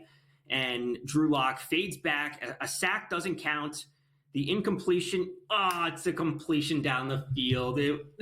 So close. So close. But, I mean, listen, you get big odds on it at plus 500. It is what it is. As we move through, this is where the Giants actually need to show something. Now, I fully think the Cowboys will cover this game, but the Giants crossing their team total is something that you want, right? So this is the drive for them to actually put up those points and do so. Yeah, if they're able to put up the points, who do we think is going to score? They need a touchdown. They cannot go for the field goal. They need to make sure they're able to get the touchdown on the board. Malik Neighbors coming in here at plus 310 for the anytime touchdown. I don't hate that look. If we go further down the list, Drew Lock to run one in himself. We've seen his legs so far, plus 2,300. What are your thoughts on the anytime touchdown score? I mean, I would like to think that it's Malik Neighbors. You're just, if you get to the red zone, you're just looking to get the ball to your best player, right? And obviously the Cowboys know that. They know who Malik Neighbors is. So then would it come down to a secondary option? Theo Johnson's a big-bodied. He's their rookie tight end from Penn State. Like, he would be an option that I think makes sense in terms of a football perspective, just because he may be available. They're worried about Tyrone Tracy. They're looking at Malik Neighbors, and then thus Theo Johnson may be a little bit open. Do I love going there for a bet? Probably not. So Malik Neighbors is down to plus 270 from that plus 310. Do I love that number? I think it's okay, but again, I don't have an inspired amount of confidence that the Giants actually get into the scoring area. I know. And that's the impossible thing with this game. The Giants have shown us nothing since that first drive that they were able to score on. That gives us the confidence that someone is going to score, let alone them get into the red zone to be able to score. But I am seeing their 2nd and 9. Is that the point where you're at in this game, 2nd and 9 on New York's own 46-yard line? A little bit longer than that. I'm seeing 2nd and 19. We got pushed back. Little bit of a flag there. Not looking great for the Giants on this drive. Again, this is the spot where we could potentially seeing a lot of drives end in non-punts for the Giants, because they're just going to push the ball. They're just going to go forward on 4th down. There's no reason for them not to, whatever it might be. We're coming up against a break right now. Again, Cowboys up 27-10, and it's been all Cowboys in the second half. They're pouring on the offense. We saw a touchdown recently from Rico Dowell, and we did see CeeDee Lamb on the sidelines. So if he comes back for their next drive, that will be something to note. Stay tuned here on SportsGrid for in-game live Cowboys versus Giants.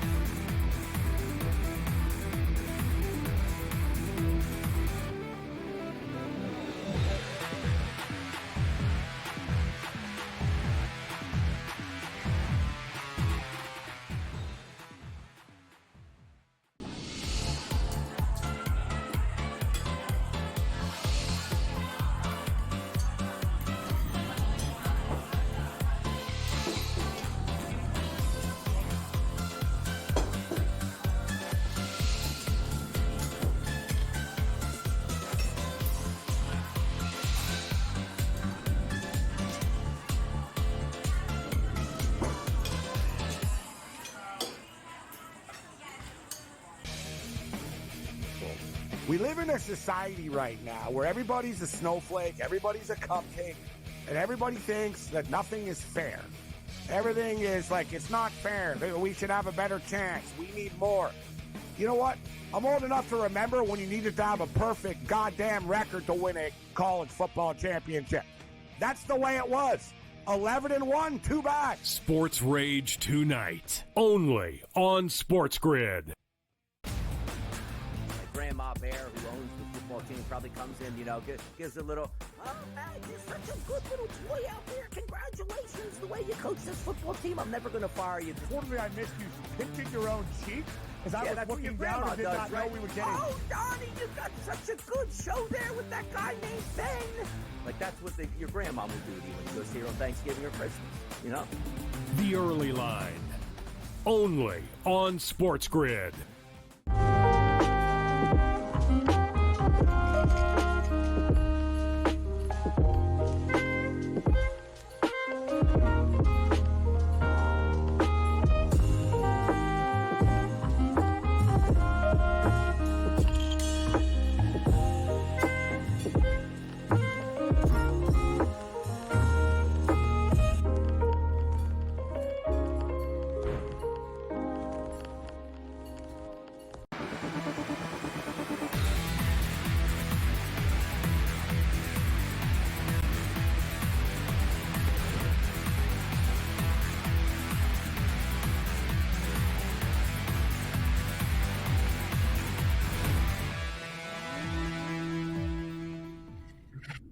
Welcome back to In-Game Live for Cowboys taking on the Giants. It is 27-10 in favor of the Cowboys. Giants have the ball. They're driving a little bit, but we will take this time. Let's take a preview of tomorrow's game with the Chiefs hosting the Raiders. This game, as I'm referring to the Giants and Cowboys, is getting a little bit out of control. But let's take a look at the Chiefs hosting the Raiders, a Black Friday Amazon Prime game. It is a 12.5-point spread in favor of the Chiefs. It was 13.5 a little bit earlier in the week. It is a 42.5 over-under. The big news for this game is that Gardner Minshew broke his collarbone. He's done for the season for the Raiders, and the Raiders activated Aiden O'Connell off of IR. He's expected to start. He's been out for, obviously, a number of weeks, starting on the road on a short week against the defending Super Bowl champs. Joe, what do you have to say about this game? Because this is a potential for another very weird game. Divisional game, right? We have the divisional game here between these two teams, and we have Antonio Pierce taking the podium and making the oddest statement I've ever heard a coach say. We're the worst team in the league facing the best team in the league. He said, I'm going to say what we're all thinking, and he really did. But in this matchup, what is that going to do to his team? Does this fire up his team, Tom, or does this make him think, or this team think, okay, our coach doesn't even believe in us, which it could go both ways. I still think the Raiders plus the points is where you need to be, because the Kansas City Chiefs, it's a heck of a lot of points. Too late in a divisional matchup, you've got to think the Raiders will get up for it. But like I was saying to Scott and Brady before this show, you got to think the Raiders are going to come out. They're going to do something to piss off the Kansas City Chiefs, where the Chiefs really want to run up the score on them, right? Like, they're going to talk in a frog voice, or they're going to stomp on the logo. They're going to do something, right? And then the Chiefs have extra motivation. Right. You would like to think that. And, the argument, I think you could make equal arguments on both sides for and against, laying the points with the Chiefs, where you would say, last week, the Chiefs, they didn't cover against the Panthers, right? They didn't cover against the Panthers and took a last-second field goal, essentially, for them to win that game. But ultimately, the Chiefs, this is a game that they should be covering. This is a game that it's the Kansas City Chiefs. They're Super Bowl favorites. They should be covering this game of 12.5 points against a quarterback who's coming off of IR, hasn't played in a month. They're getting Isaiah Pacheco back, the Chiefs, that is, their starting running back, who's been out for multiple weeks with a broken leg. This is the game that they should be covering, because they're, 5-6 ATS this season, where they're winning games, but they're not covering. Last-second field goal being blocked against the Broncos. All these things are like, they haven't been good against the spread this season, but this is the game that they should be covering. I have such a tough time with this game. I really do. Yeah, I think the Chiefs and the under are the plays. I can't see the Raiders scoring points, and I got to check. Go ahead, but I want to check what the Raiders team total is at this point. Yeah, looking at their team total might be a really key way to go in this game. I look at Brock Bowers and the tight end Brock Bowers. Yes. I love what he brings to the table for the Raiders. I think if you're looking for that touchdown score, it is Brock Bowers at plus 260, looking at his receiving yards as well, no matter who is out under a center. Aiden O'Connell, I actually really do think that he could have some sort of success in this game. I liked him last season in those glimpses that we did see him. I wanted to take Max Crosby for the anytime sack. I'm not seeing those anytime sack props here on FanDuel. I love looking at the dog in some way to capitalize. This is going to be a hard game. Are you seeing anything for that team total? Yeah, it's 14.5 for the Raiders, minus 120 on the under. That's a bet I really like. And I think that's the play. I also think I love Brock Bowers, totally on board. Last week was the first time he only had 4 receptions last week. That was the first time he's had less than 5 in 6 straight weeks. So he is constantly targeting, no matter who's been at quarterback. When they had Desmond Ridder in there, whether it's been O'Connell early in the season, whether it was Gardner Minshew, they go to Brock Bowers. So if we expect the Raiders to be playing from behind with a 12.5 point underdogs they are, I think you can go to Brock Bowers props. I think there's a chance that Brock Bowers scores and no one else does for the Raiders, right? I think that's a very realistic possibility where the Raiders put up just 10 points and he's the one touchdown. But Brock Bowers yards or receptions, I think I'm fine with. I think maybe going to yards would be my preferred route. Can I throw something at you really quick? Look ahead spot for the Kansas City Chiefs, LA Chargers, prime time at home for the Chiefs next Sunday, December 8th at 6:20 East or 6:20 my time. It's a look ahead spot. Can you buy into that? It's a big look ahead spot. Mahomes also, the Mahomes Kermit the Frog preseason thing when the Raiders had the little joke. I think Mahomes wants to come out and drop 35 points. That's what I think is going to happen. So then, do they not cover against the Chargers next week? That's another great question. We're coming up against the break. We'll see you guys on the other side. In-game live here with Cowboys versus Giants.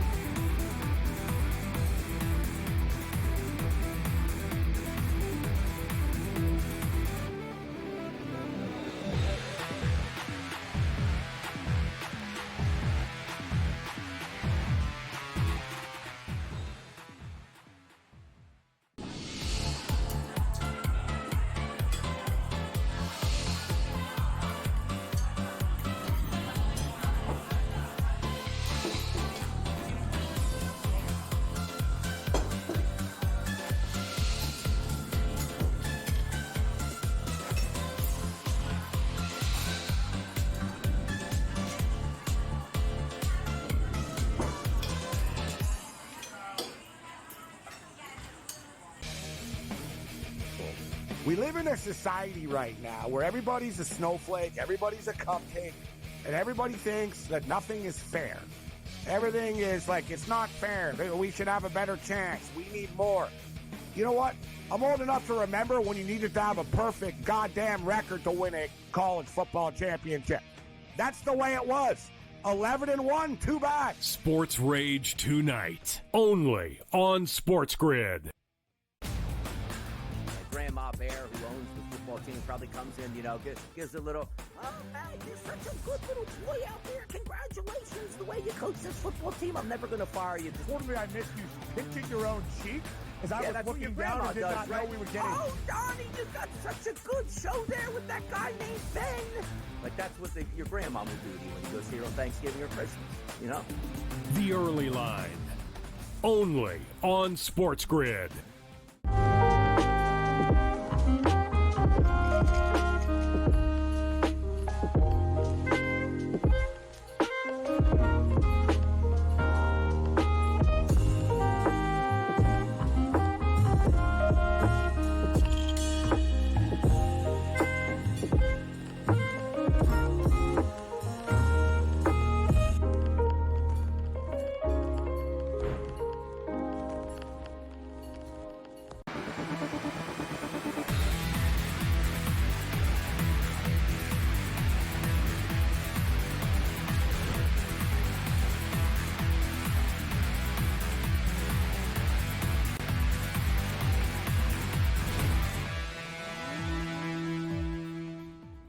We are back for in-game live, Cowboys versus Giants. Myself, Tom Vecchio, along with Joe Madden. While we were discussing the Chiefs hosting the Raiders tomorrow, the Giants did come away with a field goal.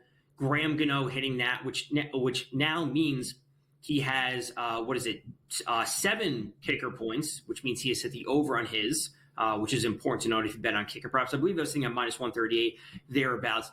Joe, you are still hoping for the Giants team total to hit over 16.5, which means they would need a touchdown on their next possession, whatever it might be.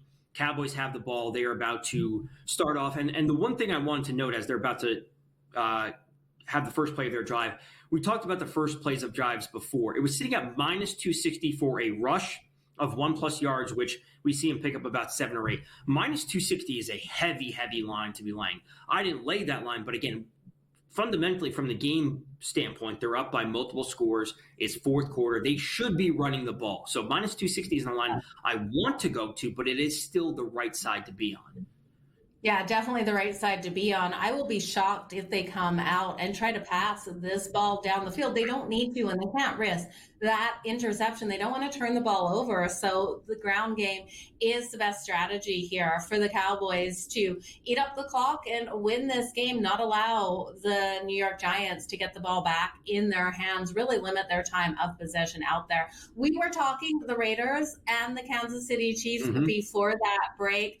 I'm going to hold my nose, Tom. I really have to. I have to grab the Raiders plus the points. I think that look ahead to the Chargers, even though the Chiefs want to win this one versus the Raiders, I'm not calling the upset. Would I love to see it? Absolutely. The AFC West division here would be crazy to see that upset come. by the Raiders over the Chiefs. I don't think it happens, but I think Max Crosby has to come out nice and strong. Buck Bowers, like we talked about, has to come out strong.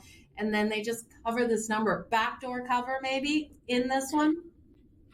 That's certainly a possibility. Absolutely, especially, again, we've talked about the Chiefs not being able to cover big spreads, or not just big spreads, cover spreads at all this year, considering they're sitting 5-6 ATS. But especially earlier in the season, it was a trend that large underdogs were not only covering, they were winning outright. And like you said, we're not saying that the Raiders are going to win this game, but large underdogs covering has kind of been a theme of this 2024 NFL season. So them covering, but the Chiefs kind of still being in control for the entire game, I think is something that we can get behind.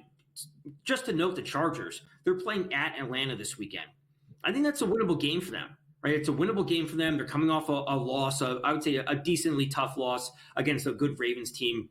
This is a spot for them to pick up a win against, I don't know what you think of the Falcons. I think they're pretty average overall. Right, so they can pick up this win and then head into Kansas City with some momentum. They could. And my thing is here, we saw in that game versus the Ravens, the connection between Herbert and Quentin Johnson just isn't working out there. It's heartbreaking to see because we know he does have solid hands when he catches, but those times that he misses, it brings back the nightmares from last year of why can't he hold on to the ball in clutch situations. We just can't trust in him to be able to get something done. And when we look at Cousins, ability to have those explosive plays and really move this ball deep down the field. J.K. Dobbins, not in this lineup here with that knee sprain. I think they save him for the game versus the Kansas City Chiefs. I'm really inclined to look at the home dog here, even though the Chargers are my team and I want to see them be able to get the win. This should be a winnable game, but without Dobbins in, with the Chiefs on deck, I can't bite on the Chargers. Okay. I will note I have a very, very sour taste when it comes to Quentin Johnston, as I needed just 2.8 fantasy points from him in order to win a matchup and didn't get a single one from him. So very important matchup for me. That is gone. I'm not going to say I'm salty about it. We can move on from that. But I understand the logic of, okay, it is also a look-ahead spot for the Chargers, as you mentioned, with the Chiefs. And we do have the Falcons coming off of a bye. So they're at home. They're fully rested, certainly backing a home dog in that spot. If we want to run through some of these other games as the Cowboys are continuing to drive, we can, they're controlling the clock. We expect things to happen. The Seahawks Jets, if we have graphics for this, I want to know your take on this game. Ugly. We got the Jets up a bye, man. I love the Seahawks. And I said this to Casey Hudson when we did the recap show on Monday night. I love the Seahawks on the spread. I love the Seahawks on the money line. I love the Seahawks first half, second half, you name it. I call this the EWW bet, the every which way bet. Shout out to my guy, Tim Doyle, not Tim Boyle, Tim Doyle over at CBS Sports, who I've done plenty of NBA shows with. I love the Seahawks in this game. Not only is this a spot for them to pick up a huge win, it is a revenge game for Geno Smith. They came off a huge win last week against the Cardinals in a divisional matchup. The Cardinals are taking on the Vikings, which is not an easy spot for them. This is a chance for the Seahawks to pick up some breathing room in the NFC West and pick this up. The Jets, as a team, they have quit. They have quit as a team. There is too much turmoil going on in this team. And there's a chance that Breece Hall, one of their best players, doesn't play, and Braylon Allen would be the starting running back. This team is a disaster. It's the Seahawks on the spread. It's the Seahawks on the money line. It is a Geno Smith revenge game. And most importantly, is a huge game for them to pick up a win and build that breathing room, like I said, in the NFC West. All Seahawks. It has to be. I looked at this game and I looked at Aaron Rodgers and I looked at this team coming off a bye. If I hadn't watched anything of the New York Jets this season, I'd close my eyes, hold my nose, and take the Jets here to get the win. Because when I first looked at this line, and the line has moved, we're now seeing the Seahawks only laying 1.5, minus 118 here on the money line. I'm willing to jump in at minus 118 on the money line. When they were a 2.5-point favorite coming into this game, I didn't want anything to do with it because I thought that line was kind of overinflated. But I keep going back to the Jets are a terrible team. They're a mess. You said it. This team isn't driving at all. They're looking defeated out there on the field even before the game kicks off. I can't put my money on the New York Jets and expect a better outcome in this game. Right. Isn't that, what is the saying? If you're the sanity or no? I'm thinking of it, Charles. Doing the same thing over and over again, expecting a different result is the definition of insanity. It's like, we should stop betting on the Jets. Let's just collect everyone. Let's just stop betting on the Jets. They're not good. Time and time again, they just don't show up. And it's gotten to the point of the season where, like, again, we have to be factoring in, like, these teams are out of the playoffs. These teams are out of the playoffs, and it's different for a team that may not be good, but at least they put together a good effort. Like, I don't know who's a good example. Like, maybe not the Panthers, but like the Rams-Saints matchup. Like, one of these teams are not going to make the playoffs, but like they didn't have bad seasons. Like, Carr got hurt and the Saints were kind of dead and they had to change coaches, but at least they have something to work with. The Jets don't have anything to work with, and there's quotes coming out saying that Rodgers wants to play next season, but he may not want to play with the Jets. Like, this team is a disaster. It's all about the Seahawks. Yeah, it has to be. It has to be. And you talked about the Saints. They're at home grabbing 3 points. Can you get on the Saints here versus the Rams? They're really trusting McVay, but the Saints off a bye here, aren't they? Or no? Yeah, they are. Right? They're off a bye. And again, the coaching change seemed to work with them when they got that win a couple weeks ago against the Falcons. Again, I think the Saints got that juice at home. I will certainly be backing the Saints. We can run through some of these other games as we are approaching the last 20 minutes, last two segments of this show. Again, Cowboys, Giants still going on. It is 27-13. Cowboys punted the ball away. Giants are getting the ball. We'll run through all of that. Stay tuned here on In-Game Live. Not only for this, but there will, of course, be another In-Game Live for Packers hosting the Dolphins. That is a late game, 27-13. Cowboys look like they are cleaning this game up and covering. Myself, Tom Vecchio, Joe Madden will close you out for the final 20 minutes. We'll run through some of these other Sunday games, give our thoughts on that.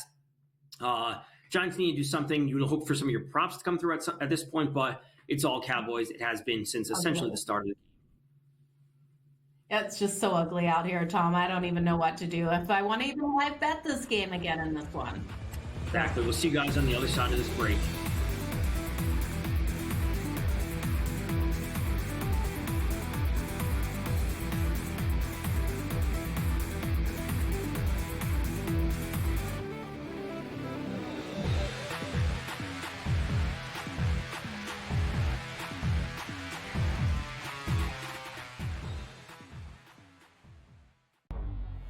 Two guys that can do it all. Too much electricity this morning. This is a good time. We're having a lot of fun. I had to do a triple take. Ka-ching!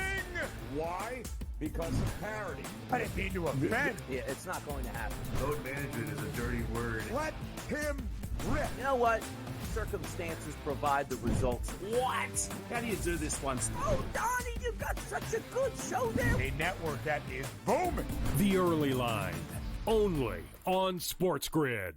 The sharpest football contest show in the land, the Las Vegas Football Contest Show, focuses on Circa Sports Million, Circa Survivor, and the Westgate Super Contest, handicapping the games and releasing our contest picks every week of the season. With two former Super Contest winners, Brady Cannon and James Salinas, a former NFL player, Mike Pritchard, and over $1 million in contest prize money won combined, the Las Vegas Football Contest Show will have you prepared this season like none other. We live in a society right now where everybody's a snowflake, everybody's a cupcake, and everybody thinks that nothing is fair. Everything is like, it's not fair. We should have a better chance. We need more. You know what? I'm old enough to remember when you needed to have a perfect goddamn record to win a college football championship. That's the way it was. 11-1, too bad. Sports Rage tonight, only on SportsGrid. When you look at Marcus Johnson, when you look at Nikola Jokic, these aren't guys that are big, super athletic, dunking and jumping over people. These are just guys that are clean, skilled footwork, and do things below the rim that make the everyday guy look like it'd be like, I can do that. But you can't, and neither can I. Betting above the rim, only on SportsGrid.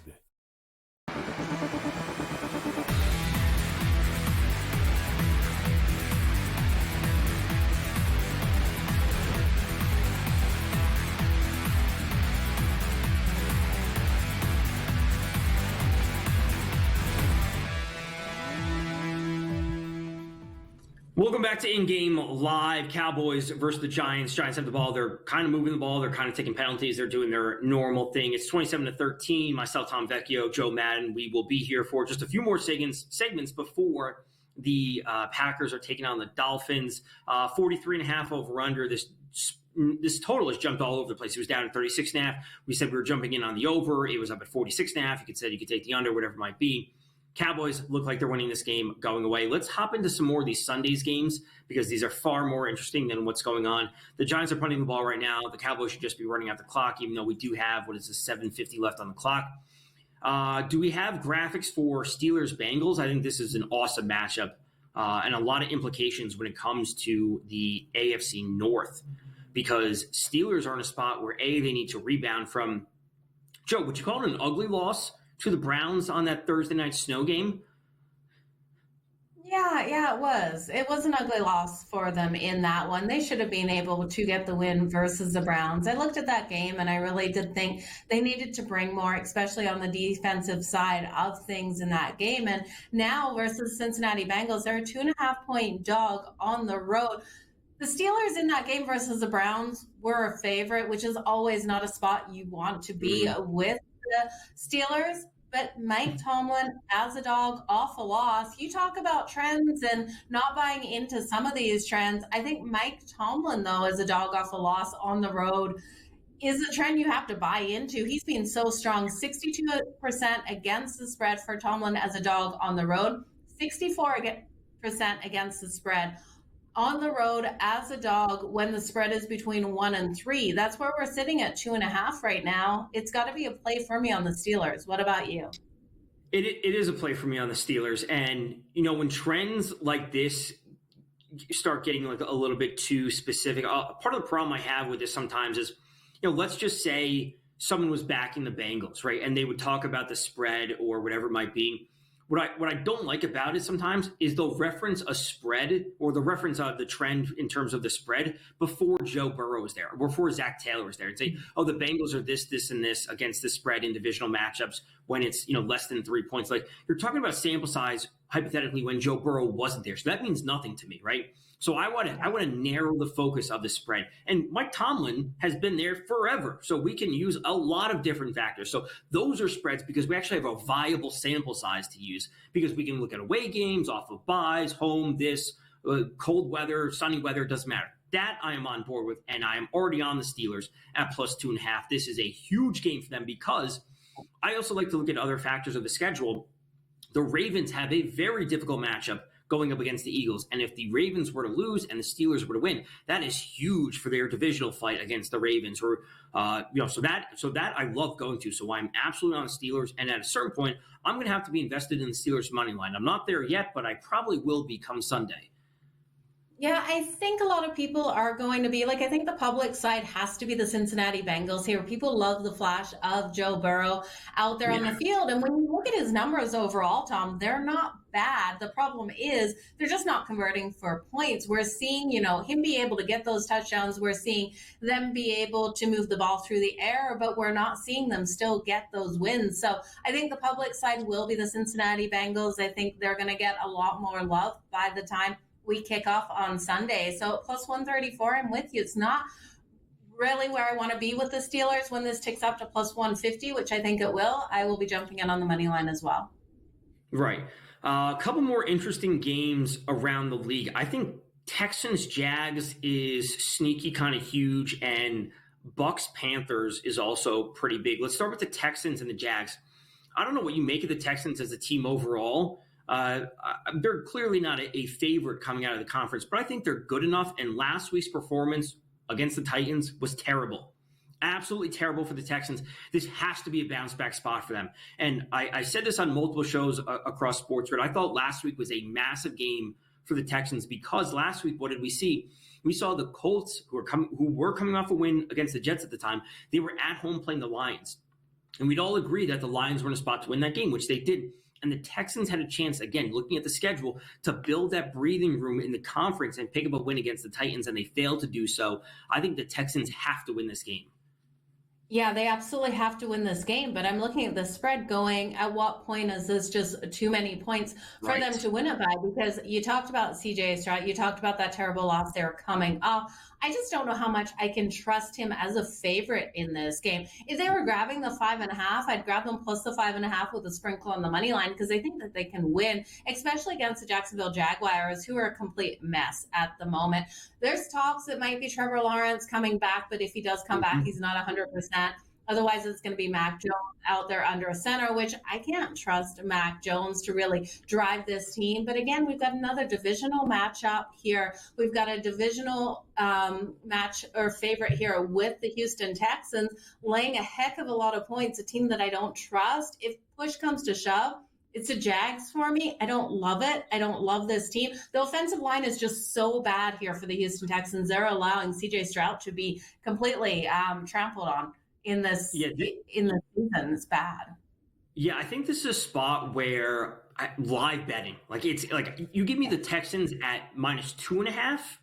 Okay, I can deal with 2.5, like 4.5 or 5, whatever it is. That's too much, like you said. We haven't seen enough out of Stroud to like, hey, I really trust that number. I really trust he's going to be able to get there. But 2.5, 1.5 is if it's game super close. That I can get on board with. But I'm not 4.5 a divisional game. I'm not going there. Next up, another divisional game. Let's go to Bucks at Panthers. Panthers are coming off of a really nice performance against the Chiefs where they covered. Do you want to lay 5.5 points with the Bucks, or coming off a huge win against the Giants? No, I wouldn't lay the 5.5. I think this could be a letdown spot. We saw the Panthers and Bryce Young actually hang tight with the Kansas City Chiefs, who overlooked them. I think the Bucks will overlook them again in this matchup. It's ugly. I'm grabbing the Panthers. I'm going to sprinkle on the money line in this one, Tom. It's the craziest bet of the weekend for me. I just have to get there. Yeah, I'll double check who the Bucks are playing next. Again, if this is another little bit of a head spot, they're playing the Raiders. That's another kind of soft matchup. But the Panthers look good, like you said. They hung with the Chiefs last week. Bryce Young looked good. We're coming up against another break. Again, it is Cowboys 27-13. Stay tuned here on SportsGrid for in-game live. Cowboys versus Giants.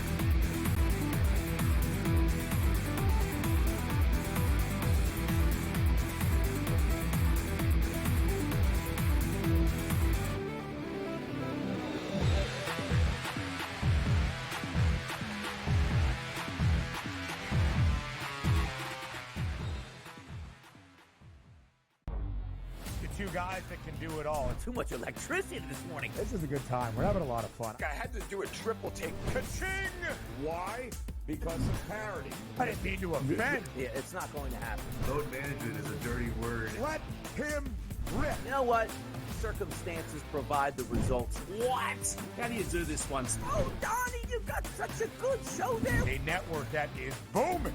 The Early Line, only on SportsGrid. The sharpest football contest show in the land, the Las Vegas Football Contest Show, focuses on Circa Sports Million, Circa Survivor, and the Westgate Super Contest, handicapping the games and releasing our contest picks every week of the season. With two former Super Contest winners, Brady Cannon and James Salinas, a former NFL player, Mike Pritchard, and over $1 million in contest prize money won combined, the Las Vegas Football Contest Show will have you prepared this season like none other.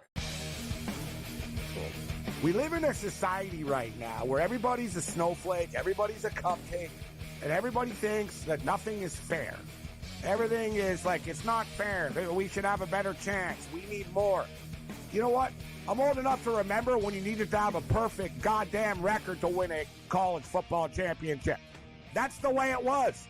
11-1, too bad. Sports Rage tonight, only on SportsGrid.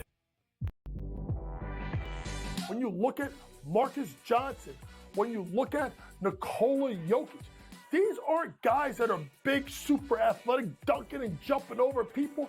These are just guys that are clean, skilled footwork, and do things below the rim to make the everyday guy look like it'd be like, I can do that. But you can't, and neither can I. Betting above the rim, only on SportsGrid.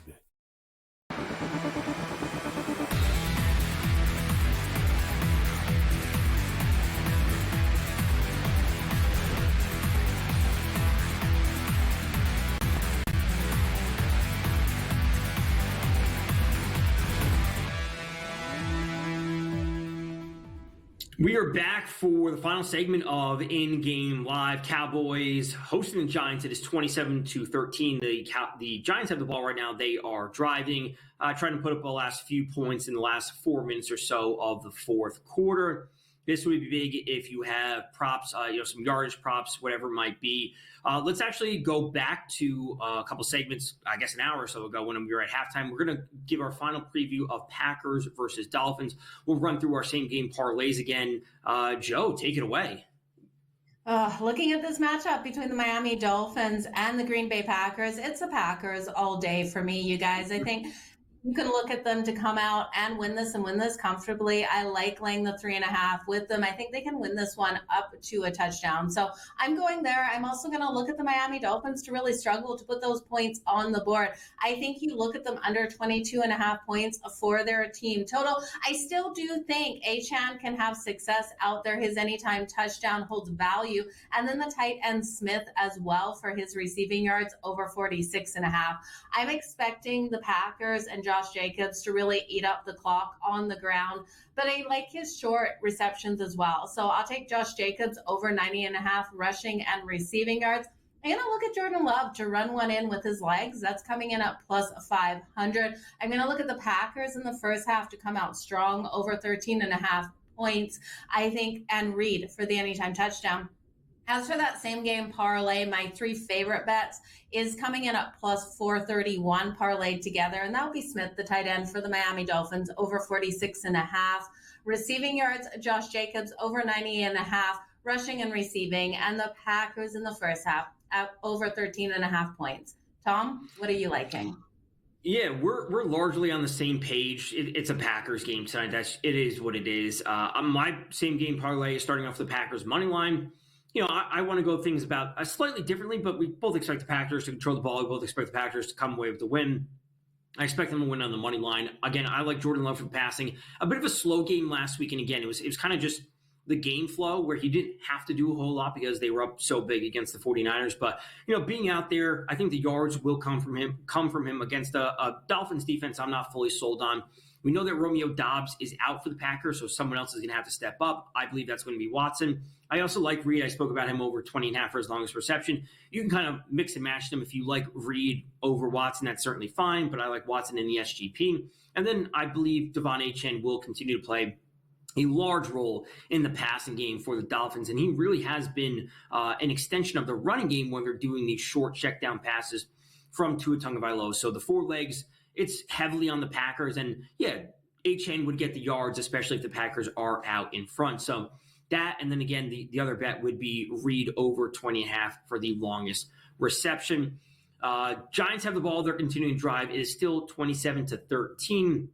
We've seen some decent yards from Drew Lock here in the last couple drives to get him up to 149. His prop was sitting at 195, 196.5. It doesn't look like he's going to be getting there. We've seen decent stuff out of Malik Neighbors. He has 12 targets, but only has 7 receptions and 53 yards. So if you had him in, you altered him down to 50. You added the receptions at 5 or 6, wherever it might be. Those are looking good. It should be noted that, while we were talking about the other games, Rico Dowdle hit 109 yards, Joe. I'm not sure if you saw, but 109 yards from him. We were briefly talking about 92, 86, whatever it might be. I said I would play the over on 86, but the under on 95 or 90, whatever it was. But 109 yards from him is a huge game on the ground. Yeah, I can't believe they were able to put up so many yards with him on the ground. That is definitely impressive. I missed playing his prop. I did jump on live when we got the 86.5, but pre-game, I'm sure that was in the 60s, Tom. Was. We have a graphic. I think it was at 63 yards because at one point he was sitting at 48 or I believe it was 48, and his prop was sitting at 63. He doubled his prop, right? He just absolutely crushed his prop. So huge game from him. This game, Giants-Cowboys, is coming to a close. It's not exactly at the end right now, but it looks like the Cowboys will end up covering. Even if the Giants were to somehow grab a touchdown here, they'd still be up by 7.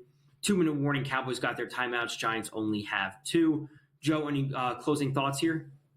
I just need the touchdown so I at least can cash the Giants team total over 16.5. So that's what I need to happen. Same game parlay is completely dead because the Giants aren't covering the original spread of 3.5. That's right. It's been great here on in-game live. Same game parlays aren't going to come through, but we did have some of the other in-game bets as we were doing on in-game live, Cowboys versus Giants. Of course, we'll have in-game live for Packers versus Dolphins coming up. That I believe kicks off at 8:20 on NBC. But good luck with the rest of your bets. Good luck with the rest of today. We'll see you guys tomorrow here on SportsGrid.